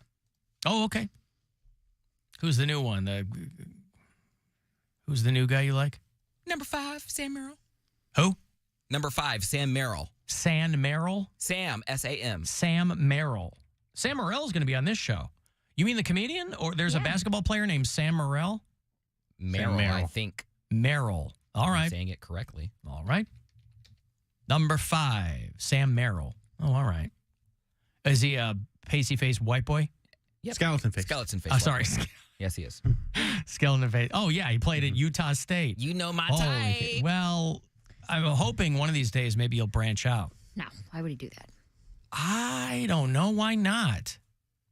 You know, if your life is a buffet, you think you're the guy that wants to, when you travel, you want to taste the city. Yeah. I assume that means tasting more than one kind of thing. Who says I haven't? I have. Yeah, I guess. You do you. I've done Puerto Rican, all of them. Mexican. Puerto Rican, all of them. I was Mexican. I mean, I said I've been with like 6 black guys. My humble sample size. Rico. We love Puerto Rico. Mary, can you beat that? What? 6 black guys? 6 black guys? No. How many black guys have you been with? I Be honest, bitch. 3. Okay. 2 for sure. At the same time, or No, these 3. were separate yeah. times? These are different times. Yeah. Okay. A couple years apart. All right. 3. I didn't realize how much in common we have. I didn't realize we were both. I guess it just didn't dawn on me. I knew you were from Berea, but I didn't realize that Berea was also a college town, and I grew up in a small college town.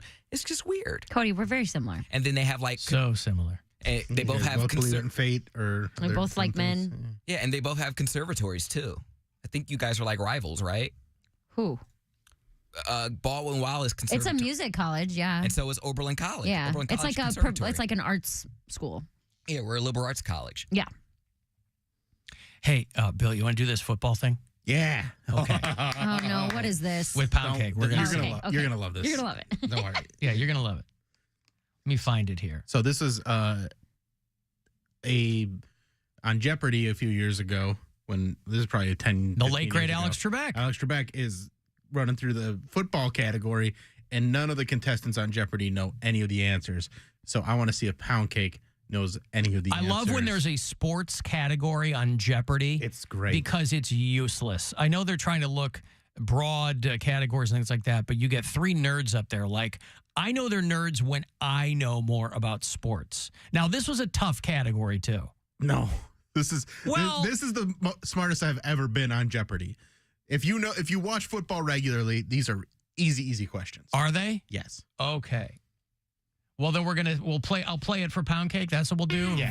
See what he knows here from Jeopardy. Okay. Mary, keep track of what you get right. Like, keep it to yourself. Don't help Poundcake. I'm not gonna help him, but okay. I want to see what you know, because you were just above a casual football fan. Okay. Like, you say it's your favorite sport, so we'll see what you know. Got it. Okay, so I'll just play it and we'll see what he knows. Yeah. Okay. Do or don't name this play in which the quarterback runs the ball and can choose to pitch it to another back. All right, pause it. I like that they all just stand there. They're like, because the answers come fast. It's edited, so Poundcake. That was kind of a weird. Well, I don't know if you got the whole question. That's I feel what I'm like you started it. No, I didn't. He had like a little editorial note in the front, but it had nothing to do with the clue. The clue was in there. So I have to name the play? The kind of play. See, that's why I think these are tough, because these people are reading this, and there's a lot of words in these clues. Whatever. I mean, you know. Can you read the clue back? Do you have... No, I can't rewind on this video here. Stupid. I hate the reels for that. The Razzle Dazzle. Yeah, the Razzle Dazzle. Mary, do you know what it would be? Is it an option? Bingo. An option? Because he has an option to throw it or we all give have it to another guy. options in life. God gave us free will. That's stupid. Why is that the name of something? Because he can literally an pass option. or hand off or run himself. That's why there's a touchdown Jesus Poundcake. You can win or lose. That's an option. It is an option. Why was it? It's an option play. Ryan? Football 400. I can tell you guys are big football fans. Tom Landry perfected the shotgun formation with this team. Now, that one I got. I think that was the only one I probably knew. Tom Landry perfected the shotgun formation with this team. This is a football category. He's a very famous coach. Coached this team for a long time. Took them to, I think he did predate Poundcake by about 20 years, but still. Heisman. The team. That's not a team. Team. It's an NFL football team. The California Heismans. Come on. It's a national football team? Yes. In the NFL. In California. 79ers. Mary, do you know? I do not know this one. 79ers? Did you say the 79ers? Yes, the California 79ers. No, I threw out California. He didn't say anything about what state. He just said it was football. And it's the Cowboys. Dallas Cowboys. Do you think we should go to commercial? Ryan? Take it on to 600. Okay, by signaling for one of these, a returner can reel in a kick without fear of getting tackled. Without fear of getting tackled. You can reel in a kick without fear of getting tackled. Balls of steel. God. Yes, of course. There's a football play called Balls of Steel. And they nailed punt returner called for a balls of steel. It's called a fair catch. Fair catch. Hey, Mary Santora does it. She's right there. I don't know a lot about correct players in history, but the game, I like. moves in the game, you know. Yeah. All right. Alex Trebek is so smooth too, man. He was just like funny with them. He's great with them. I love him.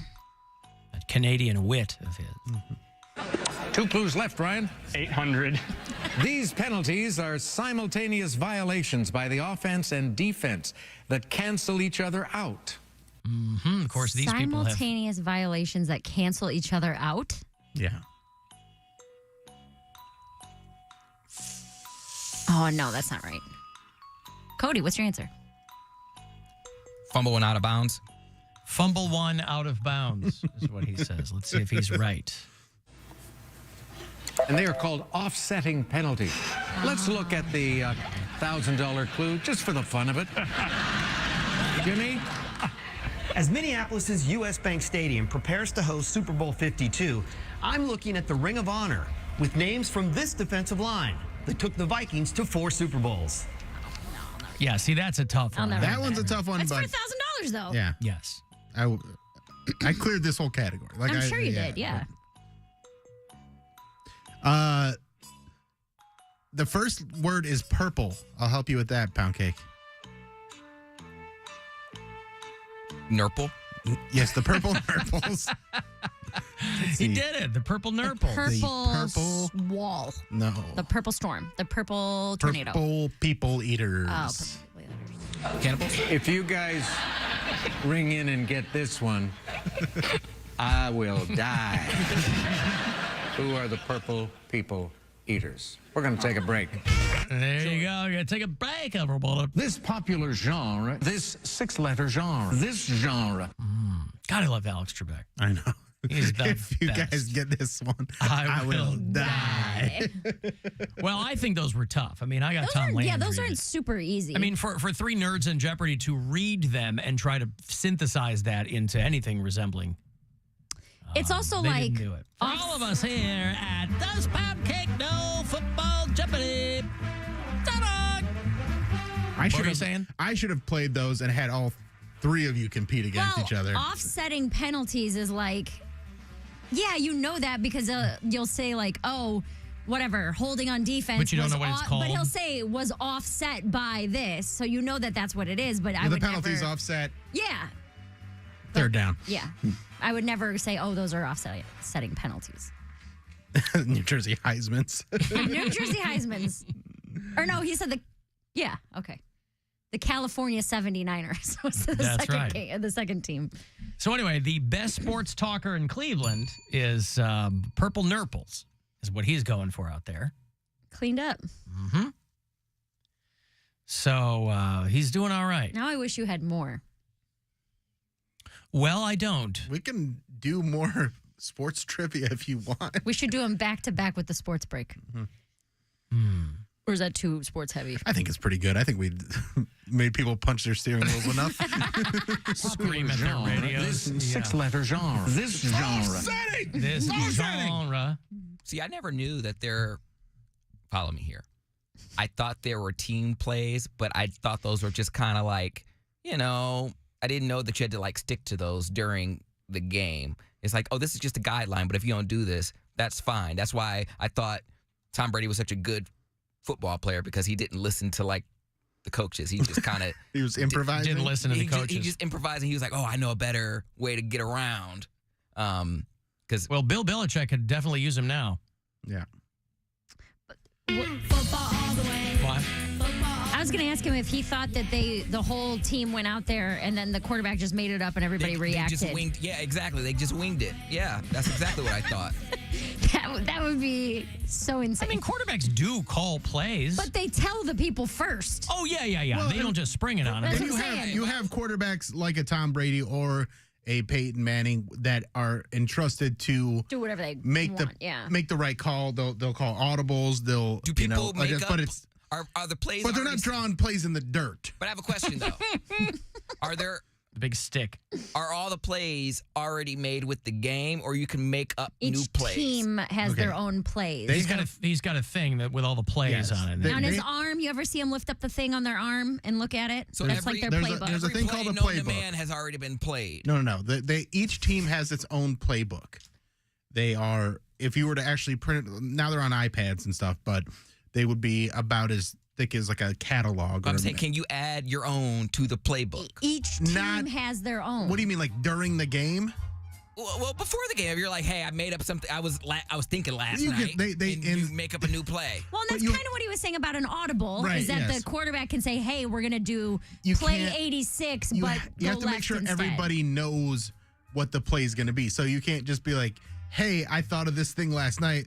Let's try this in an NFL game. That's You run not, that way. That's not really how things work. I don't believe. There might be maybe that's what Justin Fields is doing. Shut up, Bill. I thought that's what positions were for. I thought because you're in a certain position, like you just back the quarterback. Right, but you have to know which way you're going and what they're going to do. Whatever you do, just push them, push people, push them down, hold them back. Best sports talker gonna push people. Just push them. All right. So, all right, guys, this is what we're going to do. You're going to push them. Okay, I'll push him. And then what are you going to do? I'm going to score. Oh, okay, perfect. Yeah, I'll push him. All right. That sounds like a good play to me. It's I'll easy. push him, you score. You guys push. I'll score. And break. On 2-on-2. What does it mean to go on 2? I count to 2 and then we run, right? We all run. Everybody. The line. You push them at 2, and I'm gonna run on 2. 1, 2. Is that not it? I mean, it's really, really close. I mean, you're right there. It's like a 2 beat. Is that wrong? You never heard like down set hut? So Down you get set, great band. 2 huts for 2. Hut, and then you. There you go. Hey. Oh, okay. Hike. I've got to take a break. Back in Till at 2. All right, you want to get a text 35192, another $1,000, another keyword from the Buzzard Bookie coming up at 4:30. The Alan Cox Show. On our free iHeartRadio app and your favorite smart device. Just tell it to play the Alan Cox Show on iHeartRadio. From the Mr. Hero Taste You Crave Weather Center, WMMS Weather. Mostly cloudy skies for your Thursday with showers rolling in, possibly thunderstorms later in the afternoon. Highs in the upper 70s to near 80. Showers likely tonight with storms possible through the overnight, lows in the 60s. For your Friday, showers, otherwise clouds, highs around 70. This report is sponsored by Duncan. Duncan wants to say thank you to teachers. On Thursday, October 5th, local educators will receive a free medium hot or iced coffee at participating Duncan restaurants. No purchase necessary. Limit 1 per guest. Excludes cold brew and nitro cold brew. Additional charges may apply. Participation may vary. Get unlimited wireless from Boost Infinite. Infinitely better. Learn more at boostinfinite.com. Hey there, it's Alan for QC Kinetics. This morning was one of those mornings I got up and I felt my back was a little bit tweaked, right? And then by midday, it was gone. Well, a lot of people aren't that lucky. There are a lot of people who are in constant chronic joint pain, whether it's their knees or their shoulders, their back, whatever. And it's keeping them from living the way they want to live. It's keeping them from doing the things they want to do. And so a lot of those people will consult with a medical professional and they'll say, well, we have to do surgery or we have to do this. It is not the case. With QC Kinetics, lasting relief. These guys are the leader in advanced regenerative medicine, which means you're not going to need surgery. You're not going to need steroids. No downtime at all with QC Kinetics. They're able to harness your own body's healing agents to attack that joint pain. Go to the very root of the problem, not covering it up, so you can get back to doing the things you love to do with no more pain. Call QC Kinetics. Get yourself a free consult today. 216-770-5488.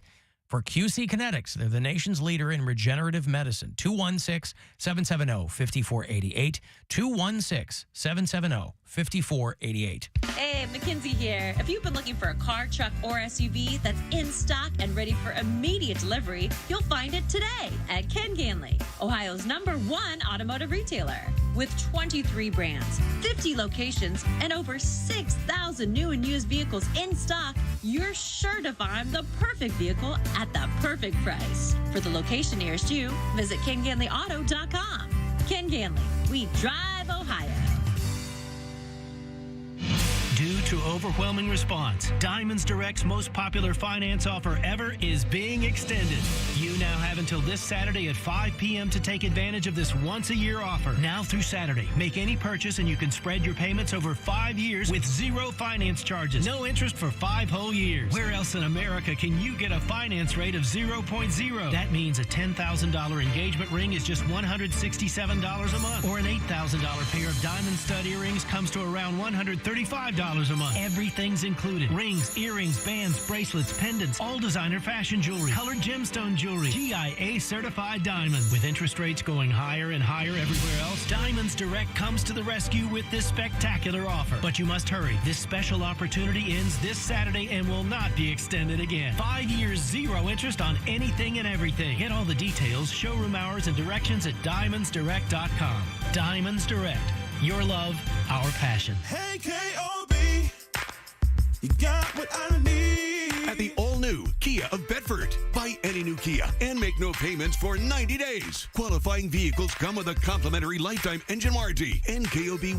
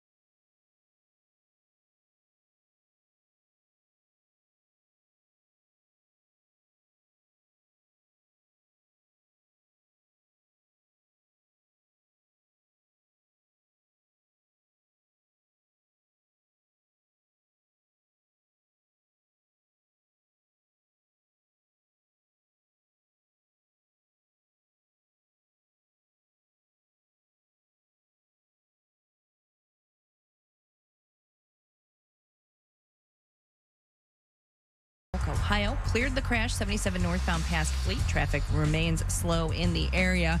Slowdowns on 40 westbound from the Valley View Bridge over to I-77. Jennings northbound busy. Harvard Dennison up to I-90 and slow getting out of downtown. 90 westbound Dead Man's Curve to Prospect. I'm Faith Nezovich in the traffic center. This report is sponsored by Pella Windows and Doors. Heat your home more efficiently this season with beautiful windows and doors from Pella. Right now, take 40% off installation or pay no interest for 48 months. 877-98-PELLA. PellaCleveland.com. Why is iHeartRadio the #1 streaming radio app? Free music. Free live radio stations from all over the country. Free podcasts. Free playlists. Free contests. Free artist radio stations. Commercial-free stations. It's free. I love iHeartRadio. Join the millions of music, radio, and podcast fans on the #1 streaming radio app now. iHeartRadio. iHeartRadio. iHeartRadio. Free never sounded so good. Now it's time to give stuff away. Alan is giving some stuff away. Hey, you want to go see Bullet for My Valentine? They are back in Cleveland and doing a show on Wednesday night, October the 18th, with special guests, bringing some friends with them. Of Mice and Men and Vended. The show is at the world-famous Agora that night. Now, we do have a VIP thing. There's a meet and greet, some other tickets. There's a whole package there. If you go to WMMS.com, info is there for you. But these tickets for you, caller 10, 2 for Bullet for My Valentine in a couple of weeks, right? The 18th? Good luck, caller 10, 216-578-1007 or 800-348-1007. It's not every day you hear him complain about something. Wait, yes it is. Alan Cox. On 100.7 WMMS. There we go. Hey, I did it. Hey, Adrian Appalucci's here. Hi. Hey, sorry. Just getting set up there. I'm getting set up. I want you to take a second to get set up. Are you all right? I'm good. Are you No, I'm feeling not all right, good? but I'm fine. I can't see you. You but can't I'll- see me? That's better. That's all right. Is it better if I don't see you? I don't think it matters. All right. You and Mary both back from Skankfest, too. Oh, yeah. Skankfest was fun. Yeah, I've heard. So tell me about this. Mary told us a little bit about this, but your experience out there was what? My experience was good, but I also don't like drink and do drugs. So my experience was like a little bit different than somebody that's doing hardcore drugs, probably. So for you, it's either hardcore drugs or nothing. No, I don't You're even do straight hardcore. edge? I'm Is that what straight it is? edge, yeah. Have you always been that way, or are you someone in recovery? I used to drink a lot of years ago. Heavily? Pretty heavily. Yeah. I like to go hard at whatever I do. And what? Put yourself into it. So right. what spurred the decision to not do that anymore? I Was don't it know. professional? Was it personal? I thought it was probably a little bit of both, where I thought it would be better if I stopped drinking. Mm-hmm. So. Did you find yourself waking up in strange places? Was it? No, I don't really have any good stories like that. You were just like, I don't feel good anymore. Yeah, I don't feel good. I'm getting too old to be drinking like this. Yeah. That isn't, because some people never come to the conclusion that they're too old to drink that way anymore. I mean, I feel like I'll go back at some point. At some but point like you right will. now, yeah.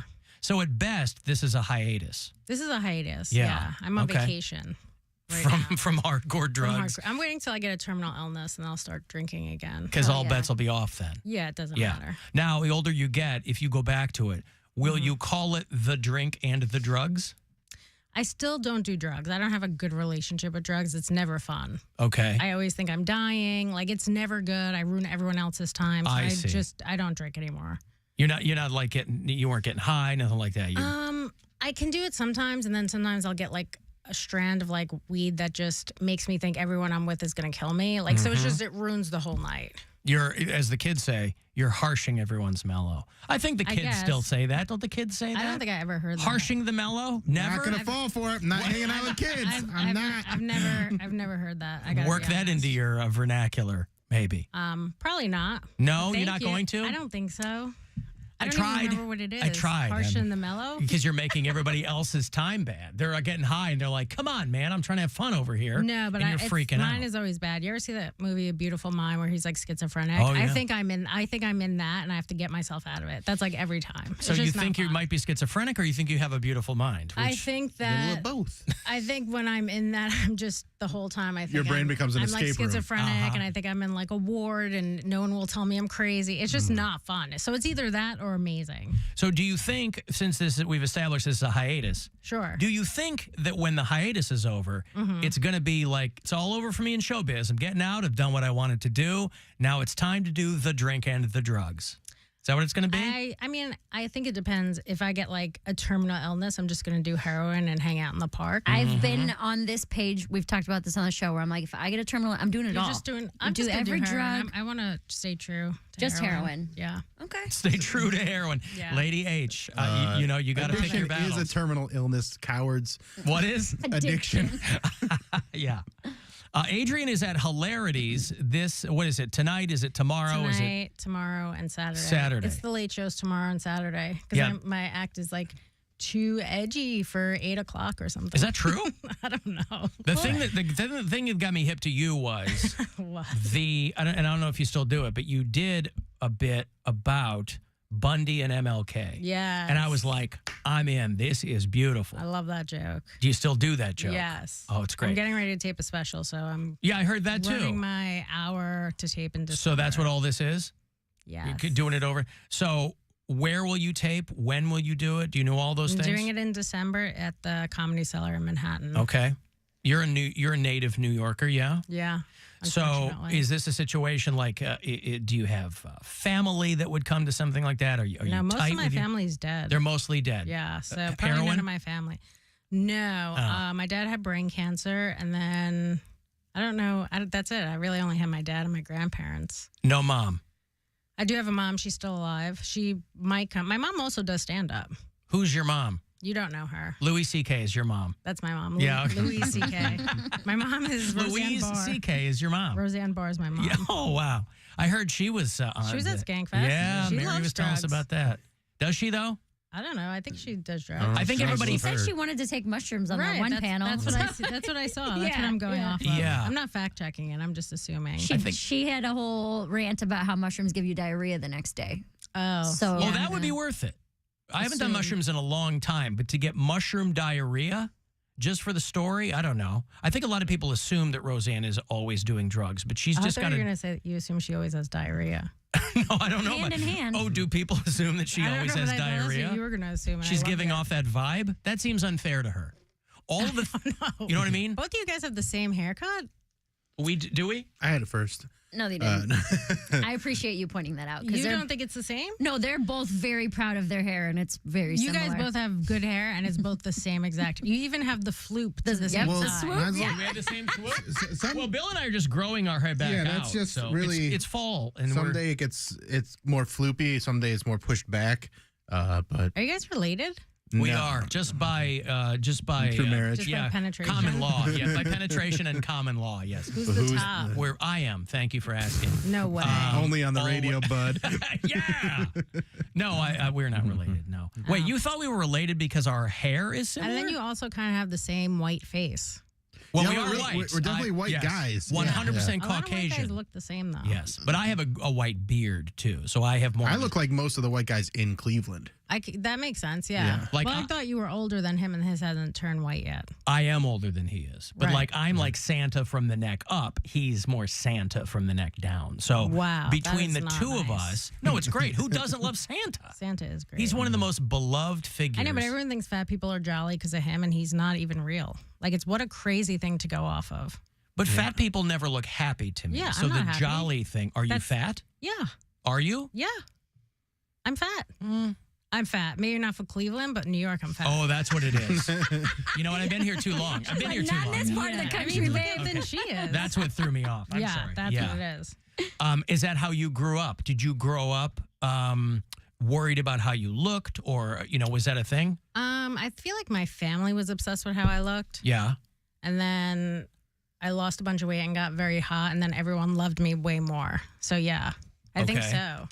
But they didn't capitalize on it. If they were smart, I feel like I kicked something out. Can you still hear me? Yeah, I can. Yeah, you're fine. If they were smart, they would have taken me to a rich neighborhood to get knocked up by a rich a rich kid. Yeah. So they didn't really capitalize on it. That could have been your meal ticket. For sure. The whole thing. Yes. Well, because that is the reason I ask is because that's something that I don't think people feel like they're supposed to talk about. About how, well, that or when you said, oh, I got skinny and everybody loved me all of a sudden. Sure, right? yeah. I know that's we what do like spurs thinner people better. the eating I had a disorders, couple but- skinny years, and Yeah. boy, I was killing it. Yeah, it's just it's a totally different lifestyle. Yeah. But it's a lot of exhausting. work too. It's constant work.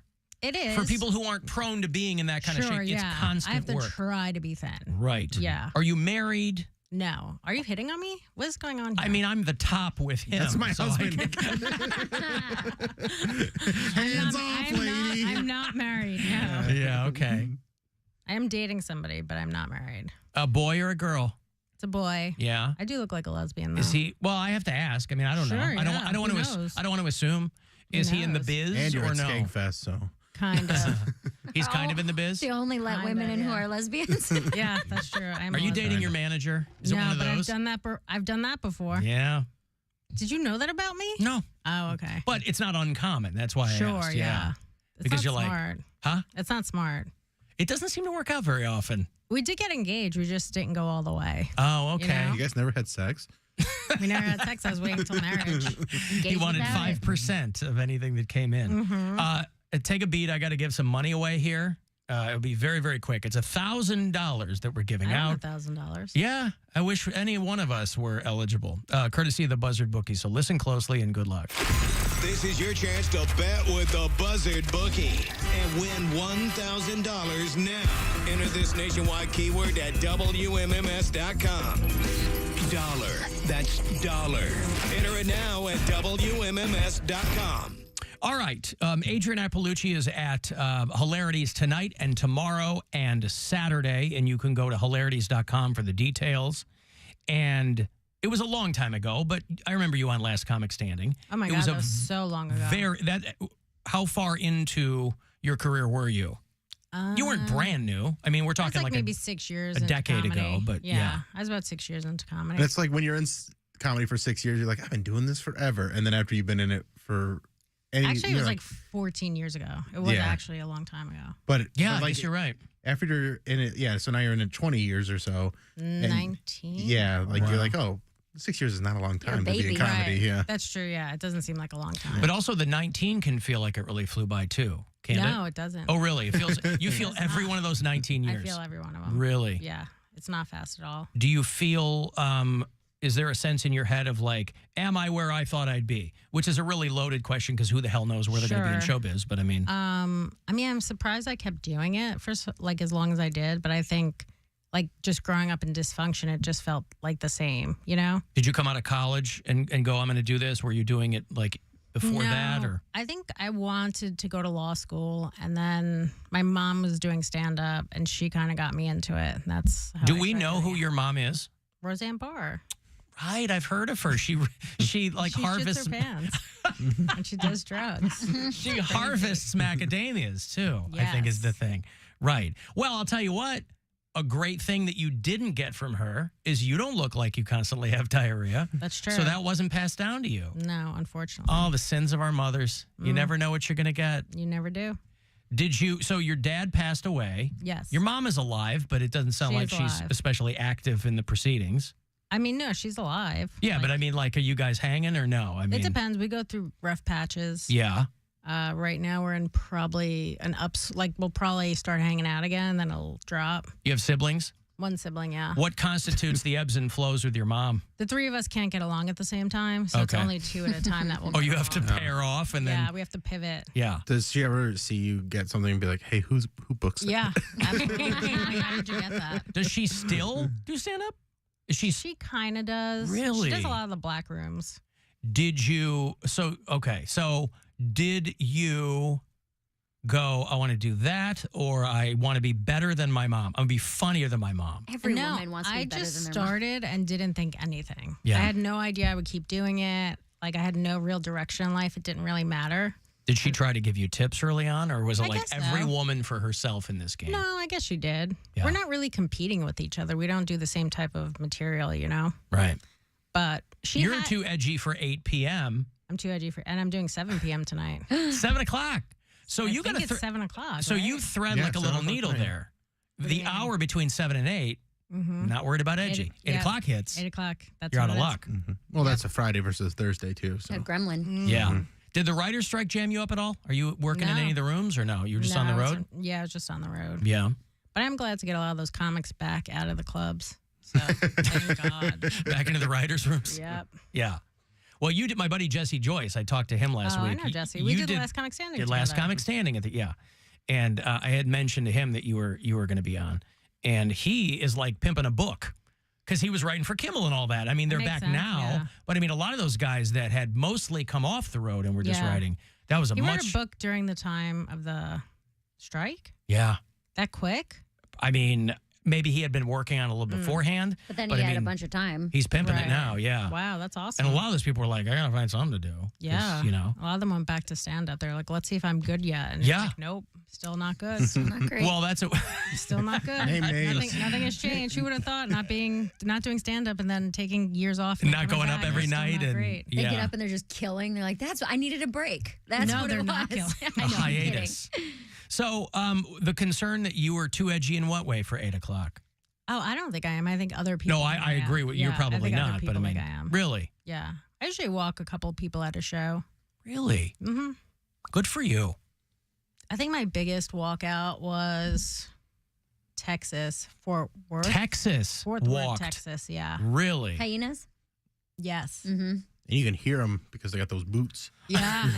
The spurs. But on then the there's back. others. Well, jingle what's jangle on the interesting way is, out. like, they're definitely conservative, and I'll talk about both sides. And they folded first. Really? Yeah. About Because 52 minutes in, they had enough of me, and like 20 of them walked out. conservative people almost made it. really do like to. I think that those are maybe better comedy audiences. They seem. Unless you talk about their no-no topics. Oh, I see. And I that's it. gotcha. I touched their no-no topics. I see. Jesus and Trump. No, military and abortion. Ah. Okay. Yeah, it wouldn't even have to be as pointed as Jesus and Trump. There's a No. million little points on that I think curve. religion is like far down for them. It's mostly like the military, abortion, stuff like that. Yeah. And boy, abortions in the military. No wonder For so many. sure. No, you combine the two. It's like, No matter they all left. yep. They were like, no way, we're getting out of here with a fucking cowboy hat. Easy. Oh wait, can you all curse on here? No, this is like Sorry. radio. Honestly, I have I no know. idea what this is. It's all right. Sorry. I have no idea what this is. It's a radio show. Like real I radio. know, but like, you know, Yeah. I Not a don't listen to podcast. ra- I don't Right. even know radio People listen to exists. this. Yeah. Yeah. Sorry. No, it's totally Sorry, fine. guys. I got you. It's okay. Sorry, guys. See, you're too edgy for 4:40 in the I afternoon. shouldn't be allowed It's out not 8 o'clock yet. Until at 1 a.m. Now it is purely coincidental that I have to let you go. It had nothing to do with that, but your timing I have to tell you is that impeccable. I am so excited to leave. You Hell should yeah. be. I am. I'm Thank you. I'm excited for you to get on to your next Thank thing you. and to be excited about life. Please give our best to your mom, Oh, I will. Roseanne. Tell her Yes. that we're big macadamia fans. Alan Cox. That's right. The diarrhea, that'll get all figured out. Adrian Ipalucci is at Hilarities tonight and tomorrow night and Saturday. I guarantee she will not be too edgy for you. And I don't know if that's a guarantee I can make, but I feel pretty good in saying that she won't. You should not say that. Your guarantees are worthless anyway. Oh, thank you. Okay, I got a break here. If you want to send a text for something, 35192. You can watch if you like at AlanCoxShow.com, and we'll be back. The Alan Cox Show on 100.7 WMMS and everywhere you go on our free iHeartRadio app. A bit of advice this football season. Always bet on Buzzard. The Buzzard Bookie is back. When you bet on any of 9 keywords a day, you can get a $1,000 bonus. Get in on the action at 30 past the hour every hour. Looking for boosted odds specials? Look somewhere else. The Buzzard Bookie pays out $1,000 9 times every weekday. WMMS reminds you to please listen responsibly. Listening problem? Good. That's the whole point. 100.7. Your afternoon drive is brought to you by the Ken Ganley Auto Group, Ohio's #1 automotive retailer. McDonald's presents Burger Reviews by Hamburglar. Today's review, the hotter, juicier classic burgers. Hamburglar, the time is yours. Robble, robble. He said, these are McDonald's best burgers ever. And then, can I keep them? And then he just grabbed them and ran away. Brabble. Get a medium double cheeseburger combo meal for just $5 only on the app. Valid once per day through 10/9/23 at participating McDonald's. Must opt into rewards. Comparison to prior classic burgers. Ba-da-ba-ba-ba. Shopping for a car? Carvana made financing a car as smooth as can be. I got pre-qualified instantly. Doesn't get much smoother than that. Actually, I got to browse thousands of car options and found the perfect one. It doesn't get much. It's getting delivered tomorrow. Smooth. Visit Carvana.com to get pre-qualified today. Looking for a convenient place to get that big fitness energy? It's Planet Fitness. Now through October 13th, join for just $1 down, $10 a month. We've got over 2,400 locations with most open 24 hours. Join now to enjoy free fitness training and equipment for every workout.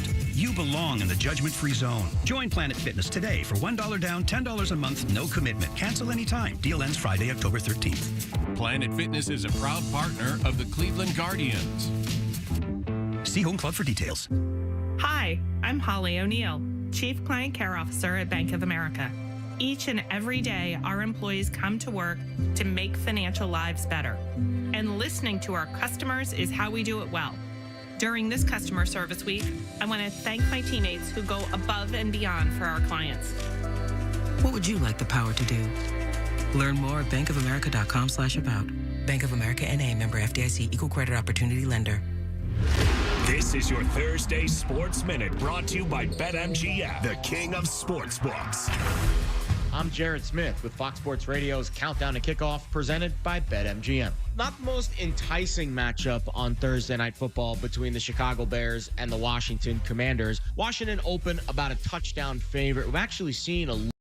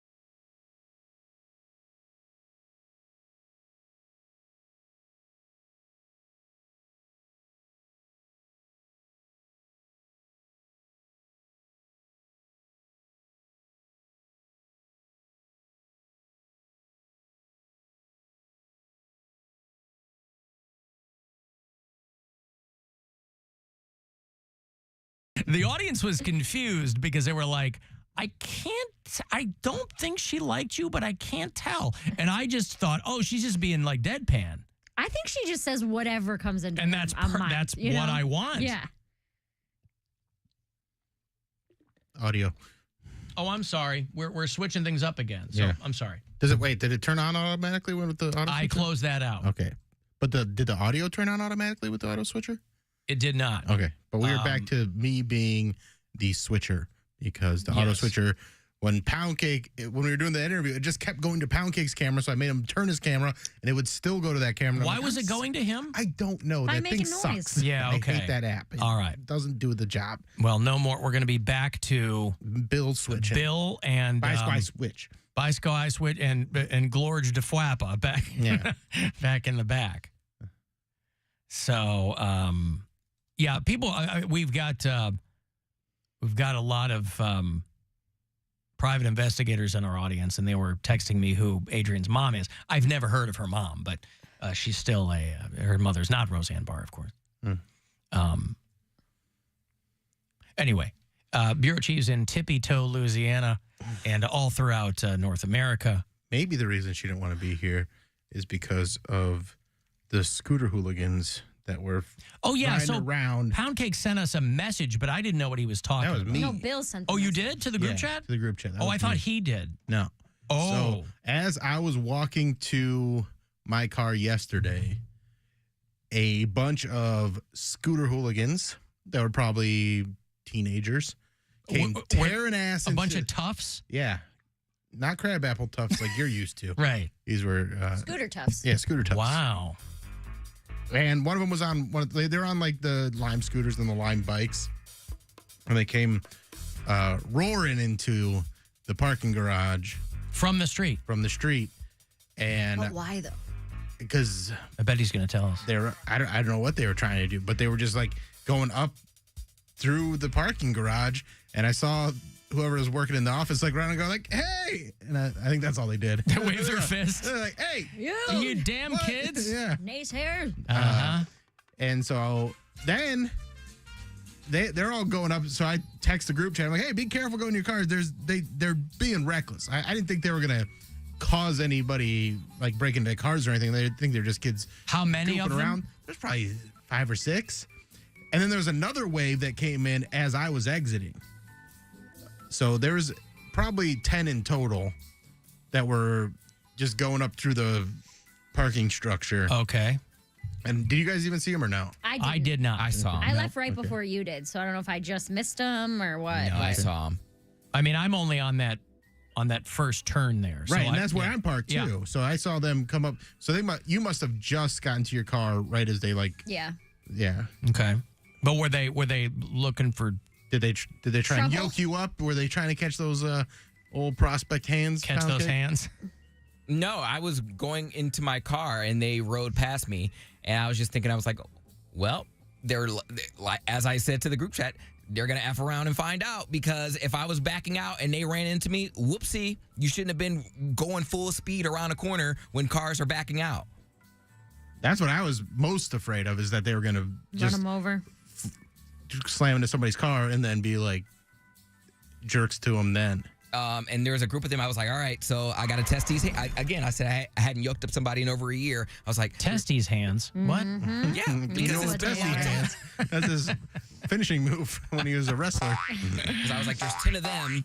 There was a group of them, and I was like, they gonna see me. They're like, you hit us, and blah, blah, blah. I was like, well, I ain't got no money, so we gonna have to fight to the death. And they probably gonna jump me. But I imagine they Which were means you would die. Probably. Yeah.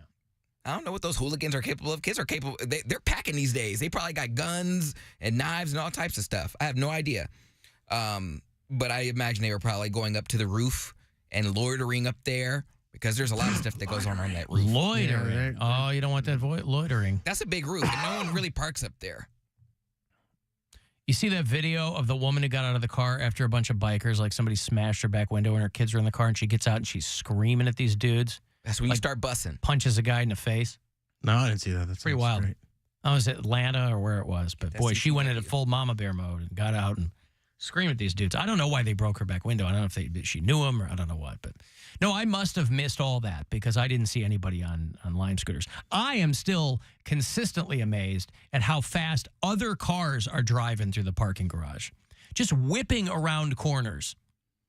I'm like, there's like other, not only parked cars, but there's other cars that are making their way through the parking garage. They're driving. Flying around these corners. People walking, and people just... When I hear You hear that squeak. Yeah. They whipping it. That's if what got my attention because when the kids were coming in, the one kid was on a scooter, and it made a squealing noise. I was like, oh, they're going fast. Well, but the turns are so sharp in the parking garage that even if you're going slow, your tires squeak. Mm-hmm. Yeah, mine do that. Yeah, mine do too. So, but you're a speed demon. You're on record. I am. I was going. You were caught. 39 and a 25. He You can't got me. drive 55. You best look out. You best look out because I'm coming. I might not be breaking 40, but I'm out there. That's how. Never mind. I'm not Here we even gonna go. say. Here we go. You already started the launch sequence. What do you want to say? Because I just don't know. Is everyone just like unbothered, or we just don't have the resources? They're like the cops aren't going to come for. No one's at the wheel. Well, you're right. That's what I'm saying. They're not going to come into the parking garage to look at some kids on scooters. And they're like, they don't get paid enough to do that. There's people getting murdered or whatever. I don't want deal with it. I don't want cops taking time away from other stuff to chase kids on scooters in the parking garage. So I mean, security has to do it. We don't have security. We have security in that parking garage. I think if we just put a rope across the parking garage. Clothesline 'em. Yeah, just clothesline. Ooh, ouch. Hey, they won't do it again. No, you need some of those things like when I used to host the Monsters games, when you go into like the underground garage, those posts that come out of the ground. There you go. Man, tripwire. Bing! If you go over like 35 miles per well, 35 is a lot in this garage. That'd be insane. Yeah, dude. If you go over 10 miles per hour, then bam, comes up and smashes your car. Those metal bollards that come out of the ground. And dude, those things are cool. They'll stop attacks for sure. Alan, you forgot to mention that biker pulled a gun on her and she still went after him. That's true. Yeah, find that video. Pretty badass. It's wild. Alan, Poundcake would scream like a little bitch, is what this person says. If what? If they step to him. But he'd also be throwing his punches. He would be throwing his testes hands at the guy. He could punch and scream at the same time. I didn't say I would win. I said I'm a fight to the death. What am I going to do? There's 10 on them, 1 on me. I can't escape. And if I'm going to die, I might as well die while swinging. Yeah, but you also might be... Die with my hand in the air like... You might also be possessed of one of those like adrenaline rushes. You know, like when a kid lifts a tractor off their dad, you might get crazy strong in that situation.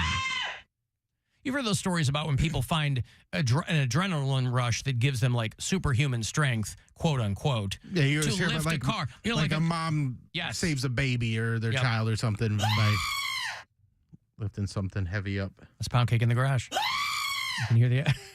I'm throwing my backpack. I got pepper spray. You do? My mom gave it to me as a gift. Why? Oh, God. Your mom gave you pepper spray. She gave me pepper spray. Oh. Was it hot sauce or pepper spray? No, it's a pepper spray in a little pink container. I said, Mom, you know this is for in like a pink... Come on, man. You need to have a conversation with your mother. I think she bought it for herself, and she bought extra. So she was like, you want this? It's a 2-pack. Oh, well. And I'm like, Mom, they give these to like college girls on campus. She's like, so you don't want it? I'm like, well, I got you an extra rape whistle. Wow. Yeah, so don't step to me. I got pepper spray. I'm cruising on my scraper bike. My scraper bike go hard. I don't need no cord. Smashing on my scraper bike. Scraping on my scraper bike. Scraping on my scraper bike. On my scraper bike. On my scraper bike. On my scraper bike. On my scraper bike. Remember having a scraper bikes? I don't know. By the way, Poundcake, maybe you've seen the story, but I was reading a thing this morning about how you absolutely should not sit for long periods of time scrolling on the toilet. It's just not a good idea for your health. Hemorrhoids looming. I didn't say it was healthy. The Looming Hemorrhoids, I'm playing them Saturday night, 2 hours to midnight. Oh, okay. They just dropped a new album. I thought they were going to be at no class. No, I'd love to see them there. But Shaggy 2 Dope is tomorrow night at the Foundry. And Looming Hemorrhoids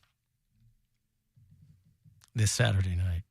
What, Cody? Yeah, don't sit there and scroll. We're just trying to make sure that your gastroenterological, I don't know what the word is, that your guts are okay. Trying to make sure your guts are okay. Well, keep your guts from coming out your butts. There you go. Then someone got to push them back in. Yeah! If you want people all up in them, you should take care. What? Ew. You should take care. I'm good on men. I'm good on men. Well, I'm talking about toilets. How do you feel about toilets? Finally, going to give women a try? No, I'm just going to be asexual. With those testes hands, all of a sudden? My hands are pretty good. What is happening? My mic fell. It just stops working. Just falls over. Oh, it like goes all limp? Yeah. Your flaccid microphone over there. I did make a self-discovery, though. You did? What'd you find out? It actually relates to a topic we talked to like a couple days ago, or maybe it was a week ago. I can fit a Magnum-sized condom. I found that out. Dude, you're like 40. How did you not know that? Because I never tried it. I never 40. I told you I never bought condoms in my adult life. I've always got my condoms for free, and that was probably the problem. I hate to tell you the secret. I know, it's not that much bigger, but... Everybody fits Magnum condoms. I It's know. all marketing. Not everybody. Oh, well, I thought we did. It says large-size condoms Magnum. Yeah, and I went to Dean Rufus. I popped up there. I was like, that's the only sex shop that's like close to my house. So I went over. What is? Dean Rufus. Dean Rufus? Dean Rufus House of Fun. I told you that. Oh, okay. I thought that was the guy who lied from to Animal you. House? No, the guy who lied to him about the That's funeral. Rick Rufus Kroll. Oh, not Dean Rufus? No. Dean Rufus Kroll? Rick Rufus Kroll. Yeah, no, that was years ago. And I forgot all about that until you brought it up, Mary. Thanks. No problem, babe. The House of Fun. Here for So you you. went over there. You know you can get Magnums at like Target, right? But I got them at CVS. But I told you I'm a little You're too shy about it, because it's not just putting the condoms up on the register anymore, or like they have self-checkout. That's not the issue. I see. They have to call over the loudspeaker like, hey, condom aisle, and unlock it because everything's under glass now. You are an adult. You are in your 30s. Uh-huh. Why is this so bothersome to you?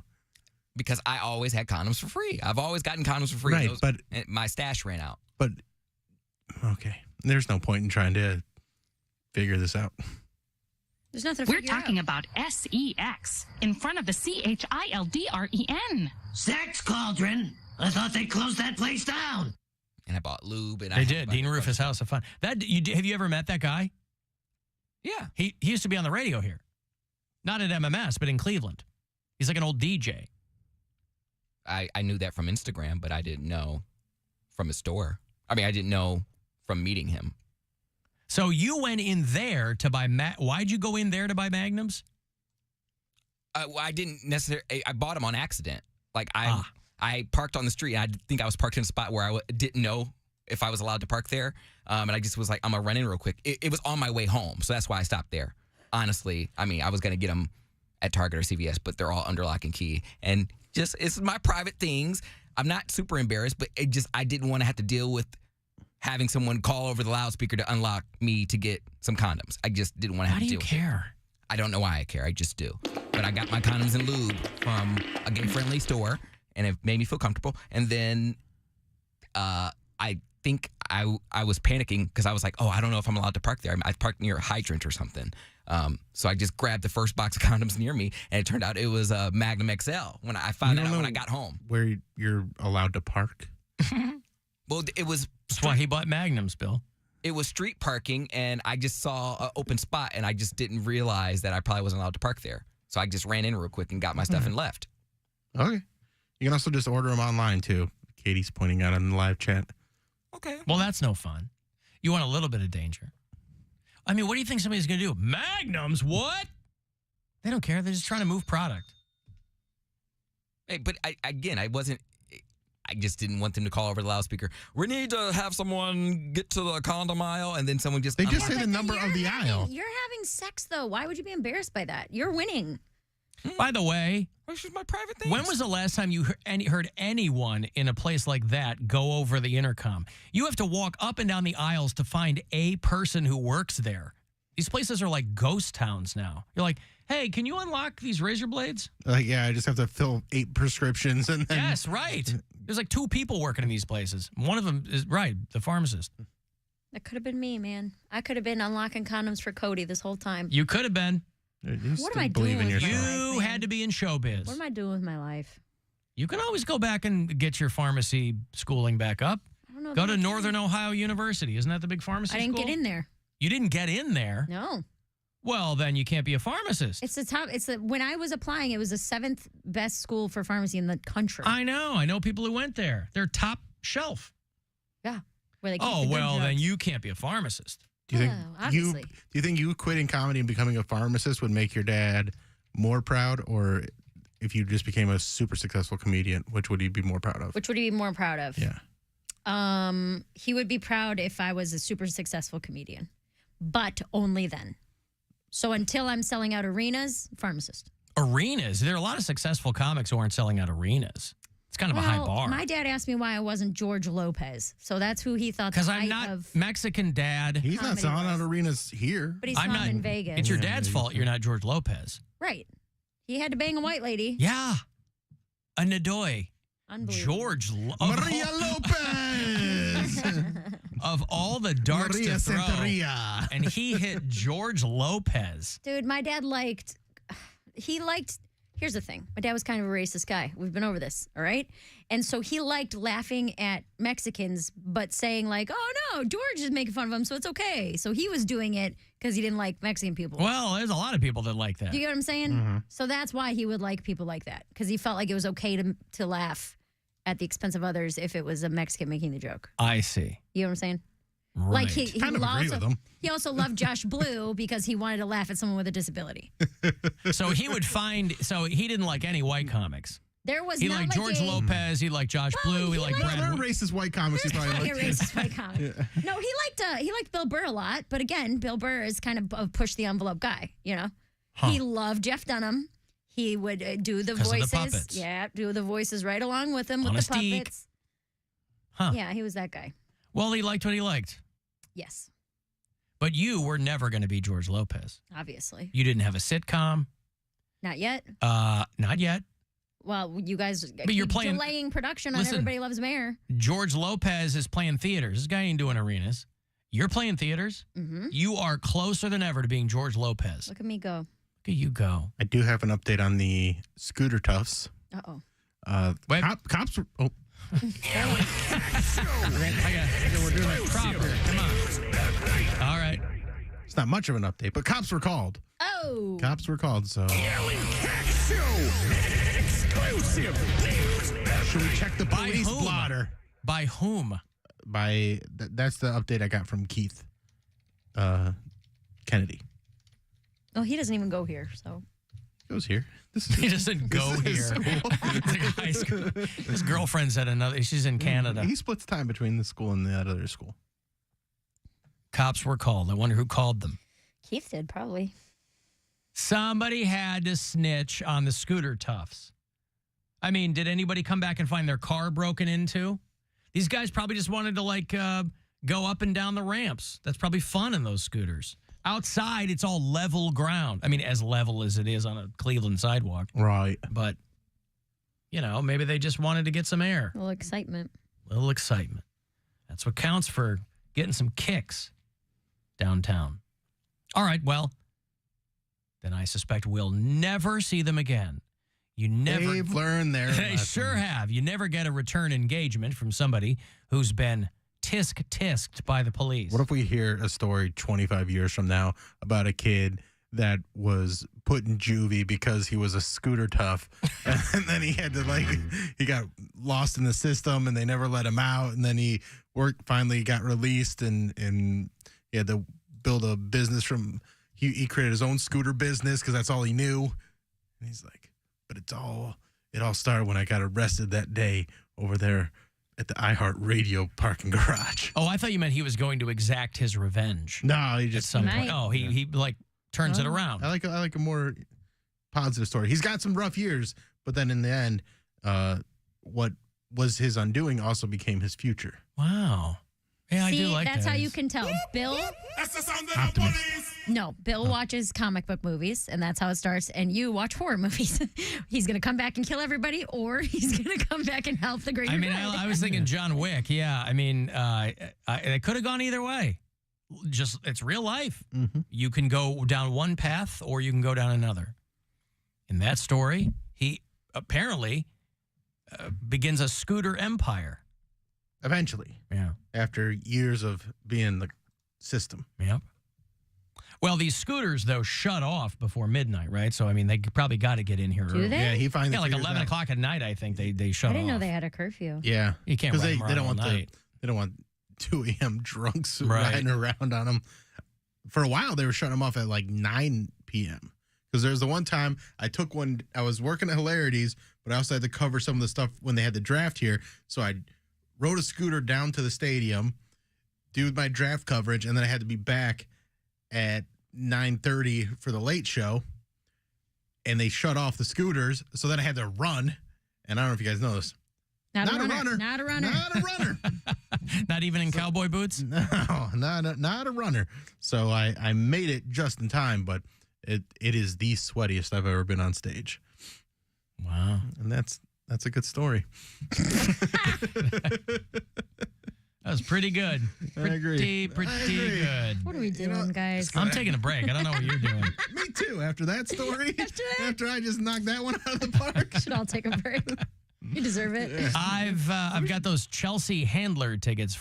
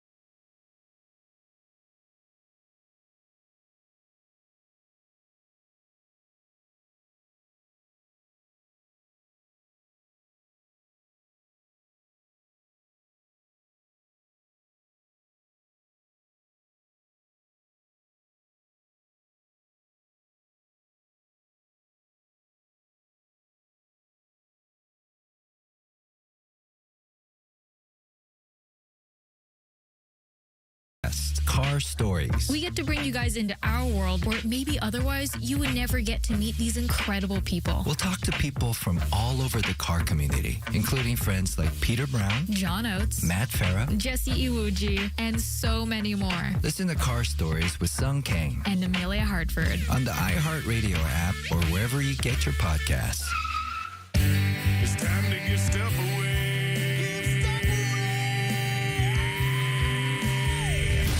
All right, we're going to go see Chelsea Handler. She's back in Cleveland on the Little Big Bitch tour.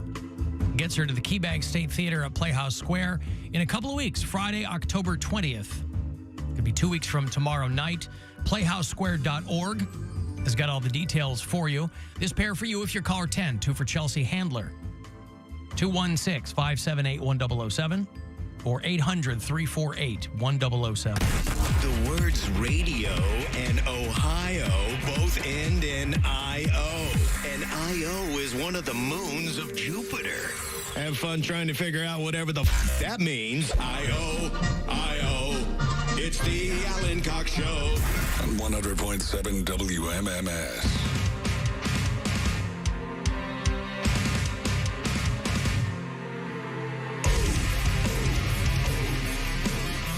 Another $1,000 for you. Listen for that next keyword in about 7 minutes. 5:30 is the next chance for you to grab a grand, courtesy of the Buzzard Bookie. If you listen to us on iHeartRadio, you can leave messages for us anytime you like. Hey, Alan, hate the show. I am so excited. After hearing all about it on your show, I just, on a whim, booked a plane ticket, got the hotel stay. Me and the wife are going to see Mary for the first time this Friday. Just so excited. Thanks so much for the heads up. Can't wait to see you, Mary. Oh, no. That show is canceled. Of all the times to go. And I know. Really splurge. Oh, my goodness. For everyone who has asked, that show in Chardon at the Geauga Theater has been canceled.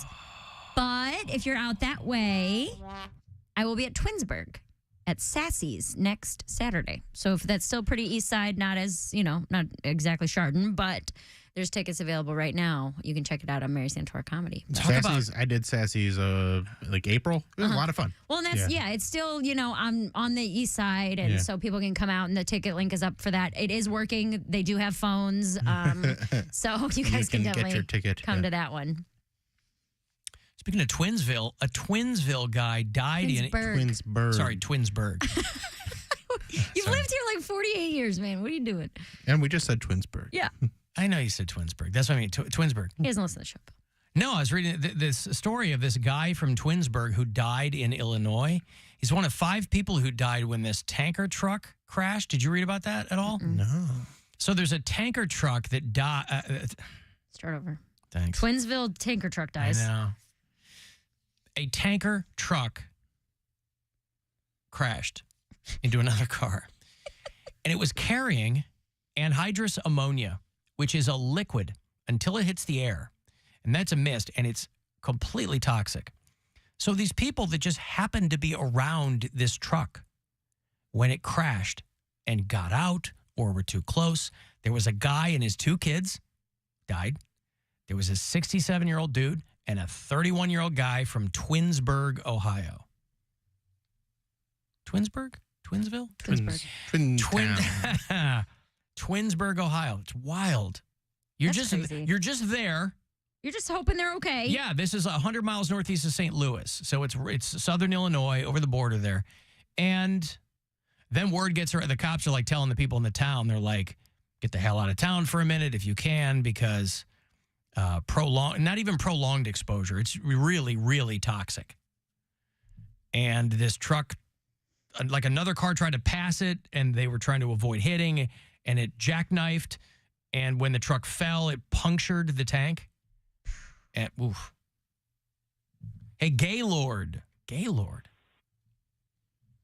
Well, hello, Mr. Cox. How are you, Gaylord? Hello to Mr. Squire. Hello. And hello, Miss Santora. Oh. And how are all my friends? Good.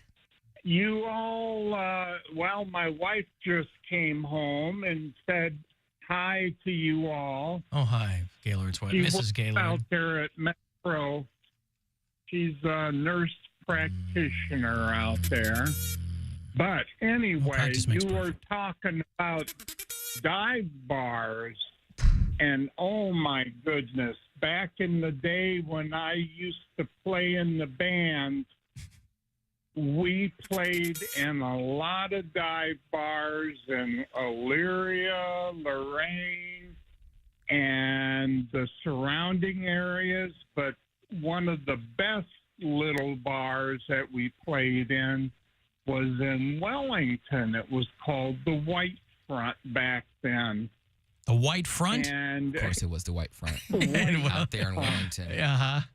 And it was just barely big enough for our equipment, and a lot of the farmer boys and that still their duds of working out there in the fields would come and see us. And we would pack that little bar, but it was like a sardine can. We had fun. And, yeah, there were a lot of other bars that were, like Miss Santora said, sticky floors and the old men that didn't really want to hear the music. But we had a ball. What was the name of your band, Gaylord? Well, we had one that was called Cascade, and that was the longest time I was ever in the band. Like the dish detergent? And, like the park in Elyria. Oh. And Where Mom saw the pterodactyl. It's a beautiful park. Back then, they even had bears in that park, and I'm rambling on, taking your time, but I just want to thank you all for being a major part. But my wife said hello to you all. She is a major fan. She listens to you guys on the way home from work and every chance she gets. So she's fascinated that you listen to me. But I love you all, and I love MMS, and of course I love iHeart. You guys are all fascinating. No, that went too far. Well, now you're just talking crazy. All right, thank you, Gaylord. I appreciate it. Yeah, his wife is like, wow, they talk. She's got to listen to him. Mm-hmm. Well, she chose it. I opt to. Right. Well, there was a lot of bears in that park. Did you hear that, Poundcake? Did your ears perk up? Bears and pterodactyls. Apparently. And farm boys. Farm boys and bears and pterodactyls. Oh, my. What else could you want? There's Code? a lot of A lot of history. bears cruising that Walmart parking lot out on Mayfield Road, too. My family has a lot of history in that park. My mom saved a guy's life in that What? park. From a pterodactyl attack? No. Oh. I think she performed CPR or something on him back in the day. All right. And she was like in the paper. Saved his crazy. life. That's an awesome story. Yeah. Is it true? What? You little liar. Why am I a liar? Little liar. Wow, she took the wind out of your sails, homie. Just asking. Yeah. You know Cody. Always Wow. telling tales. Listen to him. Embellishing. Like I'm Trump. But his mom's a nurse. That's a believable thing. I mean, I did the Heimlich maneuver on a guy at Lowry's Prime Rib in 1993. Like the people who have the seasoning? The restaurant. Lowry. Yeah. They have a seasoning. Yeah, Lowry's Prime Rib. Yeah, the restaurant. A real fancy steak joint. And there was a guy a table over from me who was choking on a piece of prime rib. I did the Heimlich maneuver on him. You know what, though? That's what made Mrs. Doubtfire's mask fall off. So maybe don't help people. Be careful. Yeah, that's all I'm saying. That was also one of the weirder parts of the book, Choke, was that he would go, it's part of the reason why the book was called Choke, I believe, is he would go to a fancy restaurant, choke on meat, then somebody would save him, and then that person would keep giving him money. Right. And I was like, I don't get How that. does this work? Yeah. What is this? I've never heard of Choke this. by Chuck Palahniuk, the guy who did Fight Club. He did a book about 20 years ago called Choke. What's the goal here? To get a free meal? Well, then, like... He's just a con man. He's a con man that would do this, and then these people would feel like a hero, and then he'd hit them up from time to time, be like, hey, I've fallen on hard times. Can you send me... And they'd be like, yeah, we'll help you out, because they have a hero complex with him, is the way it was described in the book. I just don't think it would work that way. They made a movie of Choke. I never saw it. I saw it. It was Sam Rockwell. Yep. Who was great, and it was directed by the guy that played Agent... What's his face from the Marvel movies? Oh, Clark Gregg. Clark Gregg. Yeah. It was all right. It was okay. It just didn't translate the way. I love the book. The movie was okay. That's how I know I'm not a hero, because I once saw someone choking and I thought they were joking. Are you joking or choking? We were in the... Are you joking? I don't hear any laughing going on. Sir, are you joking? Can you answer me? Are you making a joke? Are you joking? This makes me want to throw up.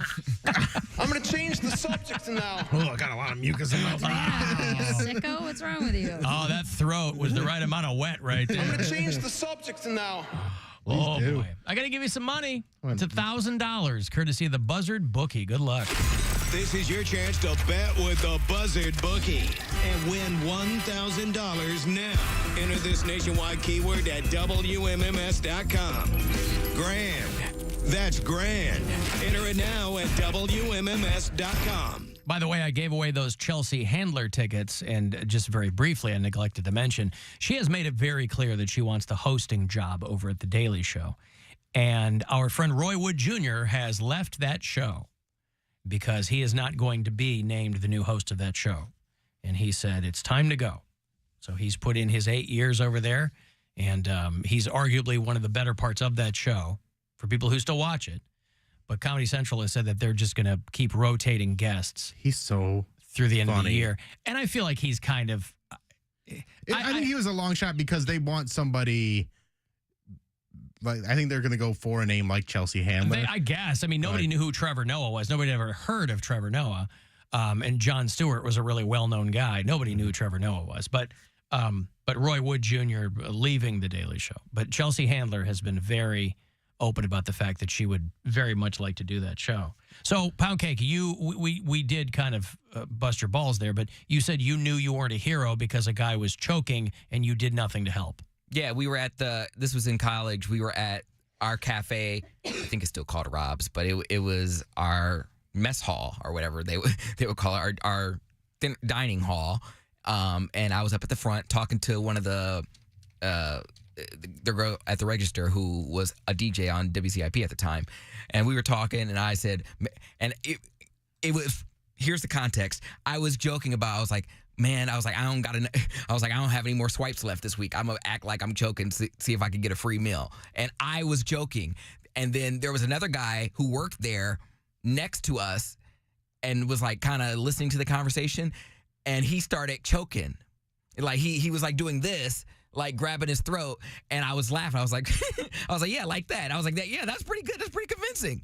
And she was like, I think he's really choking. I said, no, he's not. I was like, he's faking it. And she was like, oh, no, he is really choking. And he was like doing this, like, which is, I guess, I didn't know it at the time, but that's the international sign for choking. What did you think that was? I didn't know that hands on the throat was the international sign for choking. Because I said, I was like, I should pretend to choke and get a free meal. And then she was like, oh my God, does anyone know the Heimlich? She screamed, and the entire hall was like, does someone know the Heimlich? And someone ran up, one of the students ran up and gave him the Heimlich. He was choking, and then he just gonna look at me. He was like, you was gonna let me die. I was like, I didn't mean to. I thought you was joking. I thought hands on the throat was the international sign for joking. It was weird timing because I literally had just said, oh, I should probably pretend to choke. And he started choking like right after I said that. So and you didn't go, are you okay? And he would have shook his head side to side. I looked at him and I was like, you're faking it. And I kind of like chuckled. And he like looked at me like dead in the eyes. And I'm like, wow, he's really convincing. He's really going with the bit. and then my friend was like, nah, he ain't playing. Hello, does anyone know the Heimlich? She's screaming in front of everybody. And then someone came up and did it. I thought everybody was taught the Heimlich in high school. That's a lot of people don't pay attention. I mean, that seems like something you might want to pay attention. I don't know. I could do it things under you might want to stress. pay attention But to. that seems or, to be retain. that seems to be the easiest way to be a hero. Learning CPR, learning the Heimlich maneuver. You know, you never know when somebody's going to be joking. Poundcake didn't even at the learn table right next to you. the international symbol for "I'm choking." Like that's a He took sign language. That's a drawing that's in every restaurant, by the way, or at least used to be. The international sign for choking. It's not some weird thing that you could never put together. Like the international sign for help is to put your thumbs in your nose. It's literally hands on throat. It's the most sensible. It's the most choking, It's the most gesture. literal translation. I didn't mean to almost kill a guy. Well, you wouldn't have killed him. I mean, whatever he was choking on would have killed him. But His inaction. Your inaction would have contributed, potentially. Imagine if Poundcake went over and tried to save him, and it just, knowing Poundcake, he would have lodged it further in the guy's throat. He tries to just shove massaged his it down fingers like a in there. dog. Yeah. Well, but your friend saved him or somebody else saved the guy? So a student ran up and did it. I don't remember who it was. I didn't know the person, but she just yelled and someone ran up and gave him the Heimlich and it worked. I don't know what he was choking on either. I don't know. Because if it was like something like a sucker or something, that would have melted. I don't remember what he was eating. Sucker? It would, yeah. You know how a sucker melts right away? You know, like right away. As soon as it hits throat, basically Are gone. you thinking of chocolate? Got a hot throat. No, like if it was like some small sucker, like you can suck on those and then they will shrink. And Not fast enough to stop choking. well, again, I don't think it was any Cody, of that. you don't even know where you're at right now. No, I don't. I have a real thing with choking from childhood. And with each of my kids, my wives have said, let them eat. It's okay. I'm somebody who cuts the food into small, small pieces for my kids when they're like little and don't really know what they're doing yet. And I probably do that for too long. Like Nora's 7 now. She doesn't need her food cut up. She can do whatever she needs to do. But I mean, up until she was like 5, because when I was little, my youngest brother choked. He was choking on food. He's 5 years younger than me. So he was like 2, and I didn't know what the hell was going on, and my mom was freaking out because in retrospect, I kind of am surprised my mom freaked out the way she did because my mom's she's on the job, you know, she knows what's up. But that has been burned into my brain when my 2-year-old brother was choking on something he was eating. And ever since that day, I've been like, I guess in everyone else's estimation, overly vigilant about choking. Because it just terrifies me that one of my kids, when they were little, were going to choke on something, and I wouldn't be able to get it out.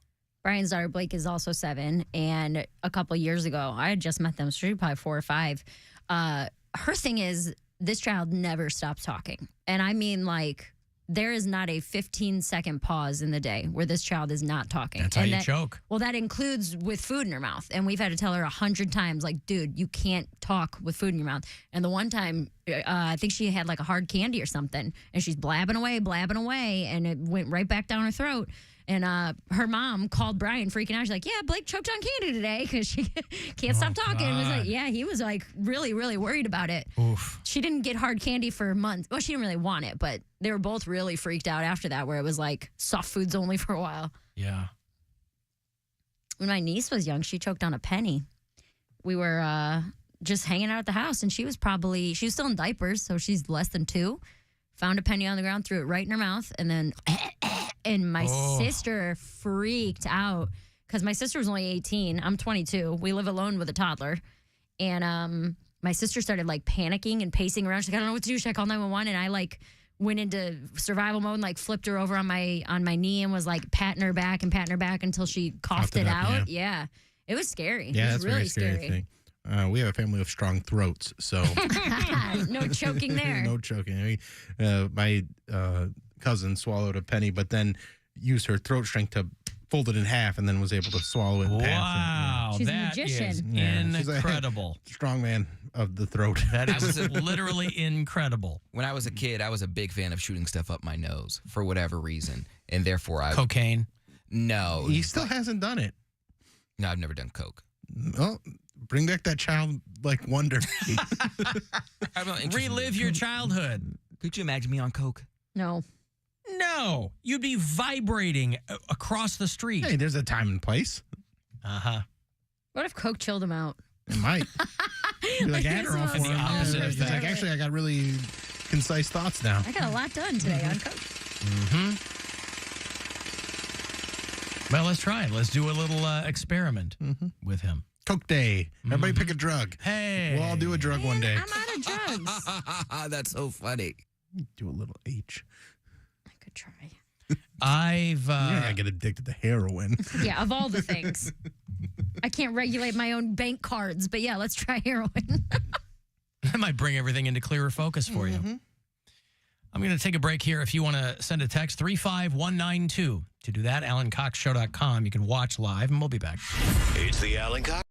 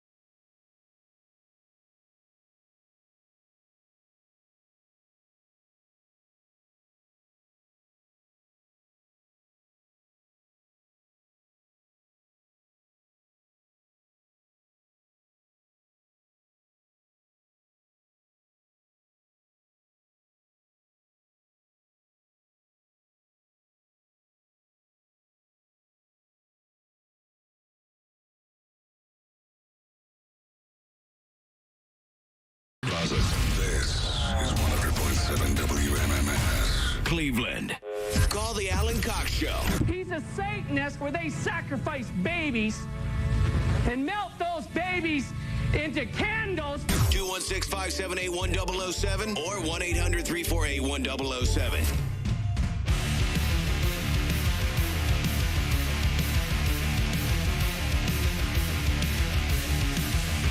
35192. Want to send me a text? AlanCoxShow.com. Watch live. Thanks again to Glorge de Fuapa. It's like a rap name, really, but I'll take your word for it that it's a legitimate, organic, and actual person helping out in the video department. Well, don't do that. The Corey Roddick Experience up at 6:30 tonight. That also will be your next chance to grab $1,000, courtesy of the Buzzard Bookie. So listen for each and every one of those keywords. Al, now you're going to get ads for that kid choking saving device. What is that? Fingers. Oh, yeah, ads for fingers. I do get those all the time because I already own fingers. Whose? Boy, Alexa is always listening. Mine, Mary. You get ads for your own fingers? Yes. I can tell because I have gorgeous hands for a man. And I go, oh, well, Al, when I was a toddler, I poured a jar of pennies down my throat.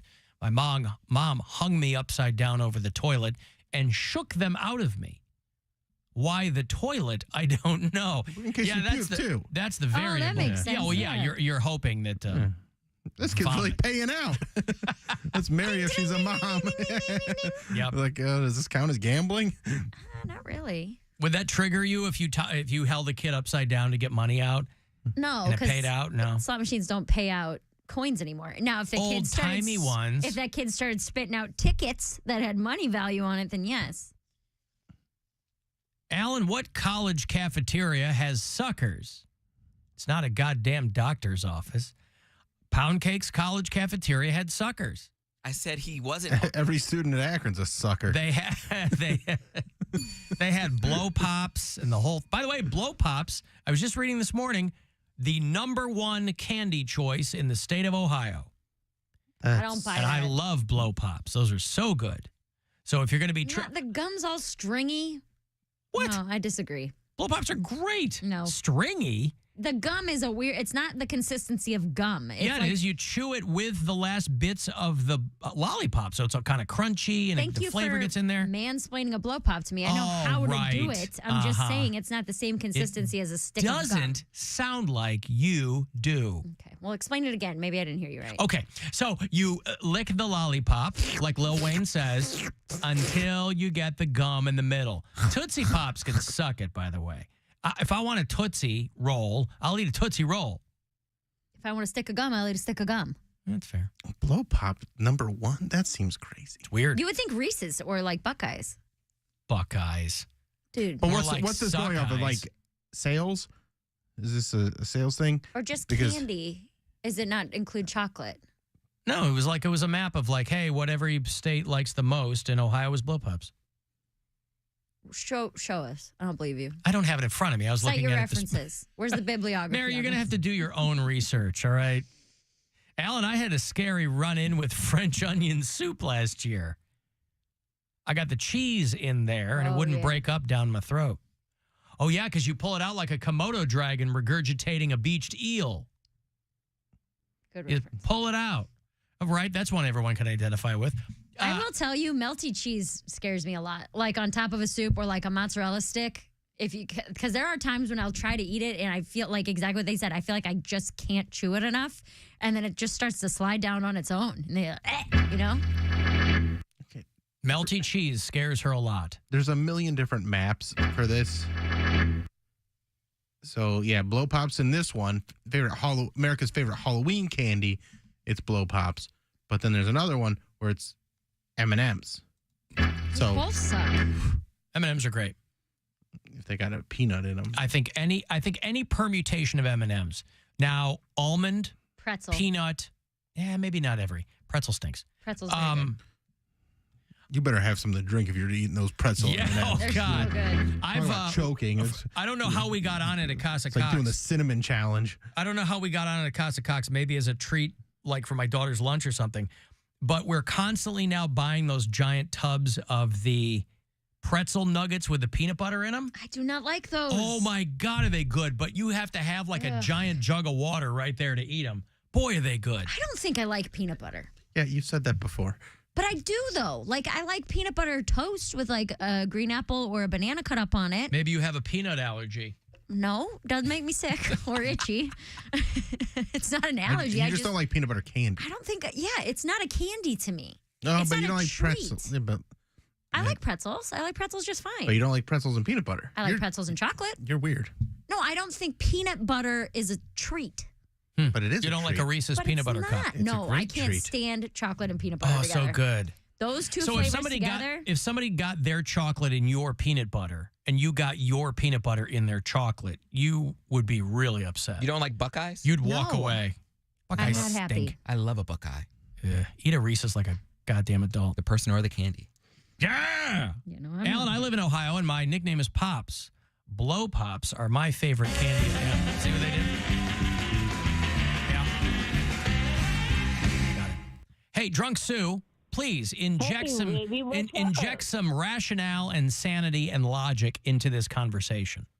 What she's known Well, I'll for. tell you what. Mary sucks.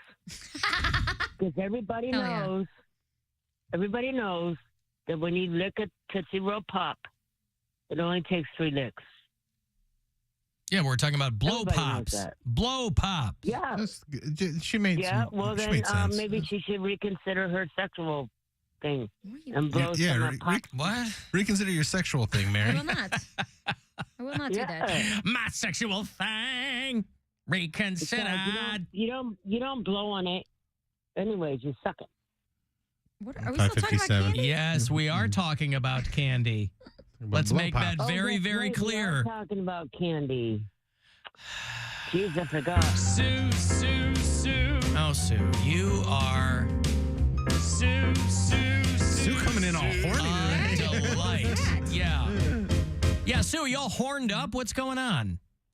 I don't know what's going on. I just called to tell you that my thermos experiment was a total failure. Oh, yeah, she forgot about how. Oh, thermoses right. work. Yeah, Sue was wanted to know how thermoses work. What do you mean your experiment? If you put something hot in, it should have stayed hot. Well, yeah. So I put a hot water in the thermos and put it in the fridge to see how long it would stay hot. Not very long, dude. It was like an hour and 20 minutes. It was like lukewarm. Well, it doesn't stay boiling hot indefinitely, but I mean, it keeps it warmer than it would in an open lidded cup, right? Well, yeah, I'm probably sure about that. But so I take a hot water again and put it on the counter, and it was like warm, like in an hour and a half. You put it in the So I don't- fridge. Yeah, but when I put it on the counter, it didn't take much less time to get warm. What? Then I realized when I put my loco in there. Now we're talking. Now we're getting to it. You put all 4 Locos in your thermos? Well, I put 4 locos in my thermos. Right. But when I refill it, I always add 2 more ice cubes. So 4 that's what Locos, was 2 keeping it- cubes. Ugh, with an ice cube? Yeah. Wow. Yeah.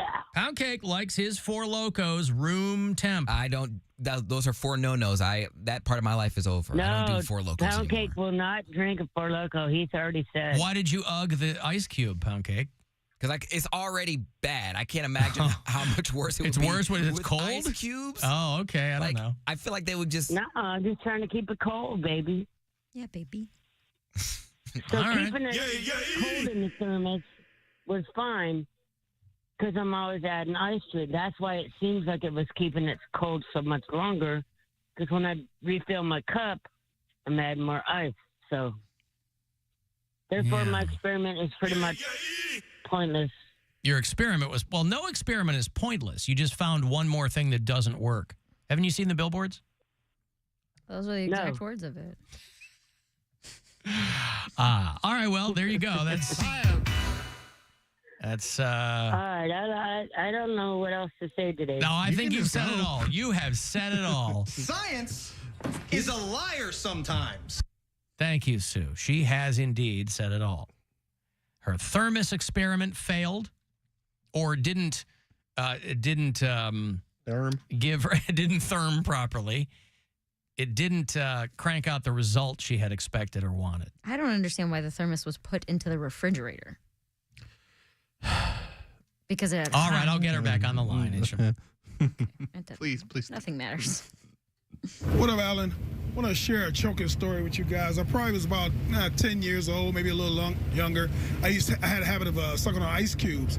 And one day I was sucking on an ice cube, and it went backwards down my throat, and it got lodged. And I couldn't breathe, started panicking. Nobody was around. So I went and got some hot water, warm water to melt the ice. And, man, you talk about pain as this ice slowly slid down my throat to my stomach. It hurt real bad. All right, Nothing's more terrifying than when you feel yourself choking and you're alone. Like, remember when George Bush was president and he was in a room by himself and he was choking on a pretzel? And everybody was like, ha, ha, ha, all these people. Well, I was like, that's terrifying. I mean, he probably had Secret Service on the other side of the door, but there's like that half second. But still, yeah. You kind of would be embarrassed, but you're like, oh, my God, is this how it's going to end? Well, that's the one negative to living alone. Is you're like, if I die, no one knows for a couple days. True. But it's outweighed by myriad positives. Oh, so it is. I was talking to my son the other night. I was like, how's the new spot? Because he was living with a bunch of friends. It was him and like 5 girls in his old apartment. And 5 girls? Yeah. And he's got his own spot now. And I was like, how is it? It's like way off campus, so that kind of sucks for him. But I'm like, there's nothing better than savor these days when you're living by yourself. I've been back being a solo for a couple months now. Oh, it is the best. Oh, good for you. You mean with no lady being there? No lady. Yeah. Just me and my pup. Well, and I'll tell you what, and you know this, the joy is amplified after you've kind of been cohabiting with someone. Mm-hmm. Because it's not your first rodeo, and you're like, this is what it is. But then you kind of get tired of that, and you go, all right, and then you start the whole cycle all over again. I'm going to really try and take a long time before I start that cycle over again. Oh, yeah? Yeah, I really like being alone. Mm-hmm. Well, don't choke. Don't laser focus on the choking. Ain't nobody gonna tell me how to die. Don't eat anything that's too big for your throat. Better not choke on it. Ain't nobody gonna tell me how to live. Told you about the Squire throats. Yeah. I'll be just fine. Strong-throated bunch. Strong throats. Weak will, strong throat. Yep. All that do was sucking ice cubes. Sounds like next week's Celebrity Goss is going to be double hot. Well, get them Goss cubes stuck in your throat. Yeah. Alan tells Sue it works better if you put hot water in the thermos first, then dump it, then put your hot beverage in there. Preheat the that sounds like a lot of work. Either thermoses are doing what they're supposed to do, or they're not doing what they're supposed to do. I'm picking out a thermos for you. Well, hopefully that won't her experiments will continue. It'd be great if they were. This morning, oh, I'm picking out a thermos for you. Not an ordinary thermos for you, but the extra best thermos you can buy with vinyl and stripes and a cup built right in. I'm picking out a thermos for you, and maybe a barometer too. What is that? From The Jerk. You ever see The Jerk? Oh, forever ago. Yeah. Steve Martin. Great and movie. Bernadette Peters. Is that Rupert? No, that's Dirty Rotten Scoundrels. Scoundrels. He's a scoundrel. You little scoundrel. It was that college, it was that testing documentary, Dirty Rotten Scantrons, that you're thinking of. Yeah, I was thinking. Dirty Rotten Scoundrels. That's Rupert the Monkey Boy. I believe so. Excuse me, may I go to the bathroom? Thank you. So wait, what's the other one? The Jerk. The Jerk. It was his very first movie. It is actually amazing that Steve Martin is famous because The Jerk ended up being a massive hit. And like my wife loves The Jerk. She's It's always singing that Thermos song, but it's way overrated. No. It is. I think Steve Martin is a classic. genius. It's a brilliant film. It is a classic film. That's true. What's the premise? He was born to a black family. I was a small black boy. So It starts off, I was born as a poor black child. Yeah. A poor black child. Poor black child. And but he has to leave his family to go figure out his special purpose. Nathan Johnson was his name. And he goes and just, tries to make his way in the world and ends up becoming rich and then losing it all because he's a jerk. Yeah. Huh. Interesting. And then he finds out that Love isn't real. no. Oh. His family. I don't want to spoil the very end of it. Like 93 years old. But it was, it was love that movie. huge hit. I mean, it came out in 1979 and it made $100 million. Ooh. I mean, when people were paying 50 cents for a movie or whatever. Yeah. Yeah. It cost them $4 million to make. Carl Reiner directed it. It's such short a funny movies. movie. It's like 90 minutes long. You're in and out. Yeah. And it definitely is not, does not hold up to today's political correct climate. Nope. But it's still a very funny movie. He has a dog named Shafid. Yeah, Shafid. He has the scene where he kicks the people out because they are talking to He's hired as a weight guesser. Yeah. There's it's very. I love that movie. I haven't watched that in forever. I think I might watch that this Maybe weekend. I'll rewatch it because It's good. Boy, I don't remember it being. I was like, yeah, okay, I get it, but I'm just surprised it was as popular as it was. I guess it was nothing else like it in the late 70s. It was like that, but and they made these cans. And they made a sequel without him. Yeah. But they made another movie, and it was just nobody cared. I never saw the sequel. No, I didn't either. The Jerk 2, TOO. I was thinking, too, it would be Poundcake's nightmare, and this kind of goes back to what he talks about. Did you read about the cop who was on OnlyFans, and she pulled over a guy who recognized her? No, I didn't read about that. It was a Minneapolis cop who pulled a guy over, and he goes, I know who I've seen your gooch, or whatever. I don't know what he said, but, I mean, probably along those lines. And what happened? He blew up her spot. They're in love. She got fired, or I think it's still in process. See? Yeah, they're investigating the officer. You know what that means. To your question of officer involved in shooting gets fired. Yeah. Fox 9 Minneapolis says that the police officer is being investigated to determine if she broke any policy guidelines by working as an erotic model.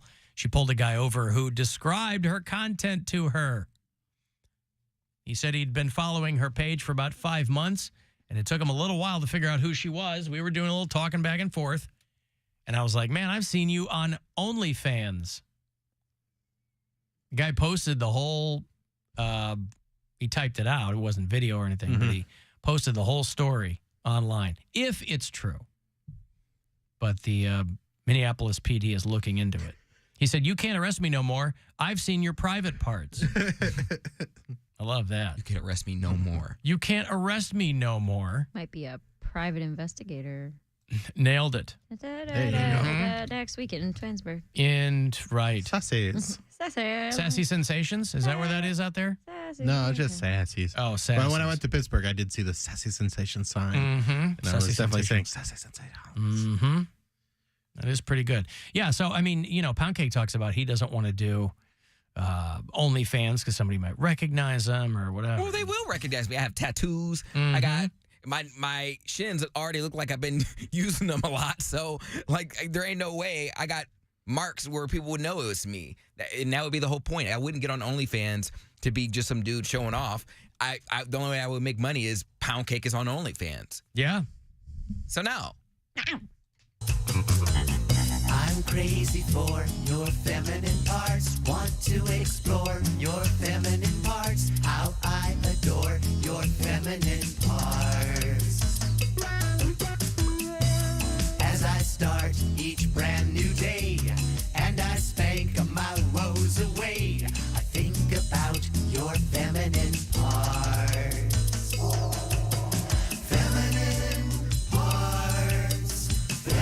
to take a break. Hey, if you want to get the last word in, shoot me a text, 3592.